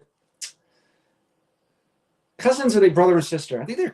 Oh gosh, now I can't remember. Maybe they're brother and sister. Let's say they're brother and sister. Let's just say that. Okay. So we got this cop who sort of. This is another one where the cop just kind of falls in love with Gina, like out of the blue, like right away. Like there's no real good lead up to it. It's not plausible, and the chemistry between the two isn't that great. Oh, and Gina Kasavin is played by Catherine Parks from Friday the 13th Part 3. She played Vera in Friday the 13th Part 3. Exactly. She doesn't know how to give people their wallets back. But anyway, so Dr. Jeffrey Webster, that's another thing too. The cops bring a psychiatrist to a murder scene. I'm like, does that happen? Is that how it happens? I guess for this story, it happens, I guess. Yeah, they didn't even bring the psychiatrist to the murder scene on Psycho. They bring it to the house where the murder, where they still have the dead body in the other room. I mean, Gina's still, I don't know, I forget, is she cleaned up by blood by this point? I don't know. So basically she said, hey, I killed this person because I'm cursed. And we learn a little bit about Nicholas is controlling and doesn't let Gina out of the house because of the curse. But then Gina thinks there are other reasons. He just wants to control her but she's convinced that she's cursed. And the Dr. Jeffrey is like trying to basically say, no, there's no curse. There's just something else going on with the whatever. And then Miranda, the housekeeper's maid, whatever the hell she is, she's like to Dr. Jeffrey, I think Nicholas is controlling her and there's really no curse. And I think Nicholas might be the killer or whatever. And yeah, that's the gist of the story. Mm-hmm. And I'm not saying that the acting wasn't good in it, that Catherine Parks wasn't good in it. She starts off kind of like, she's very like, she's saying her lines like this. Oh, and I'm cursed. And yeah, there's a few little snippets where it's like. She gets better, but at the beginning, I'm like, what is this? Exactly. I guess I don't know. The story just wasn't strong enough for me to keep me going the whole time. There didn't seem to be any build up to it. I mean, she's got a curse on her at the beginning. So there's really there's no big stinger. And TJ, feel free to correct me if I'm wrong on this. There is a twist, but yeah. There's a twist, but there's no really like, oh, so that was there's no, for me, there was no aha moment with this episode. It could have been a little bit better if they had a little bit more of a build up to it instead of Catherine Parks' character just saying, I'm cursed, maybe she said that one too many times. I don't know. It wasn't a horrible episode, just quite a bit weaker episode than some of the episodes this season. Yeah. So I'm gonna turn it back over to TJ so he can talk a little bit about the twists. All right, so the curse is this ancient curse on the family, and they to stop the whole Kasavin bloodline, and the last two people are Nicholas and Gina, and there's they've been cursed or whatever, and the doctor convinces Gina that no, there's not a curse. It's Nicholas. He's done it. He's killed your lover and that kind of stuff. And he's been keeping you trapped here because he wants to control you. And we find out later that he sort of wants her and him to be together, and that's it, And the babies would be deformed, but anyway. That whole aspect is creepy. So, but he doesn't care at this point because he's like, well, I'm the only one that can love you because you're cursed and you can't. We'll be fine. I guess the curse, he won't kill him. I guess, I don't know, whatever. So they're convinced that it's Nicholas that screwed around and she's not really cursed. And then we find out that whoops, she is cursed. She turns into this sort of weird creature with long fingernails, and her face is sort of like, if you've seen Twilight Zone the movie, sort of reminds me a little bit of the Dan Aykroyd when he turns into the monster at the first story. Yeah. Mm-hmm.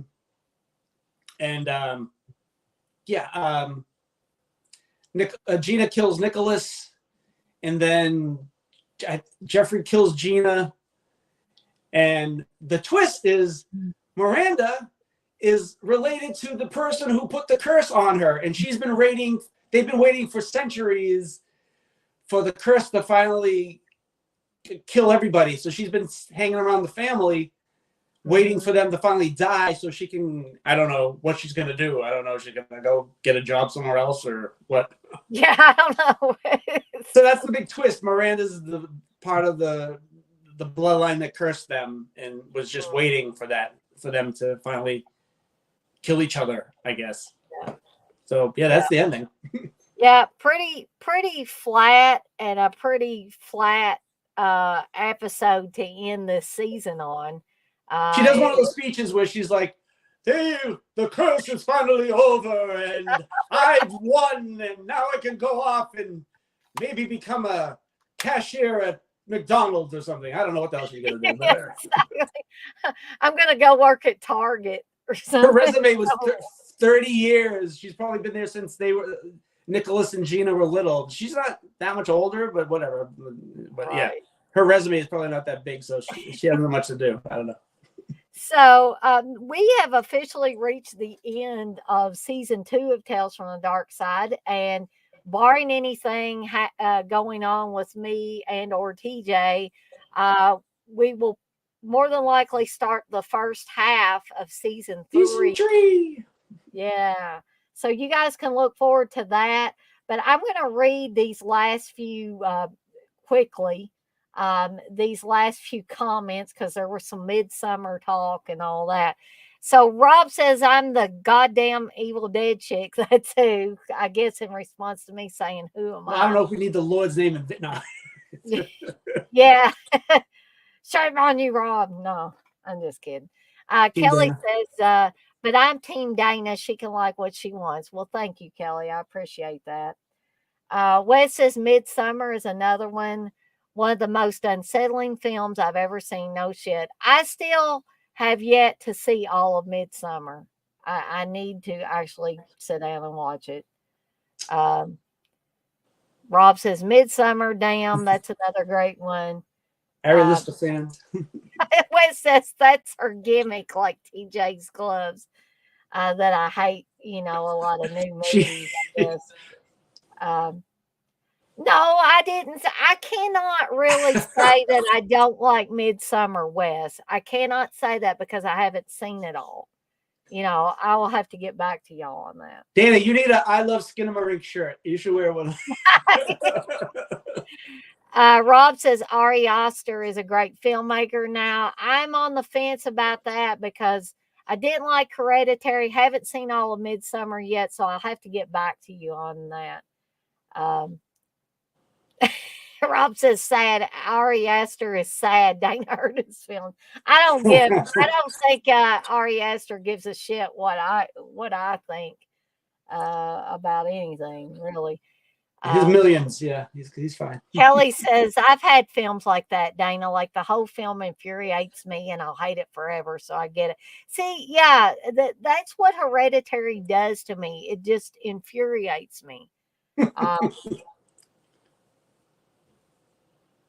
well, Wes, that is mostly true. Wes says, Kelly, Dana don't like new movies most of the time. Yes.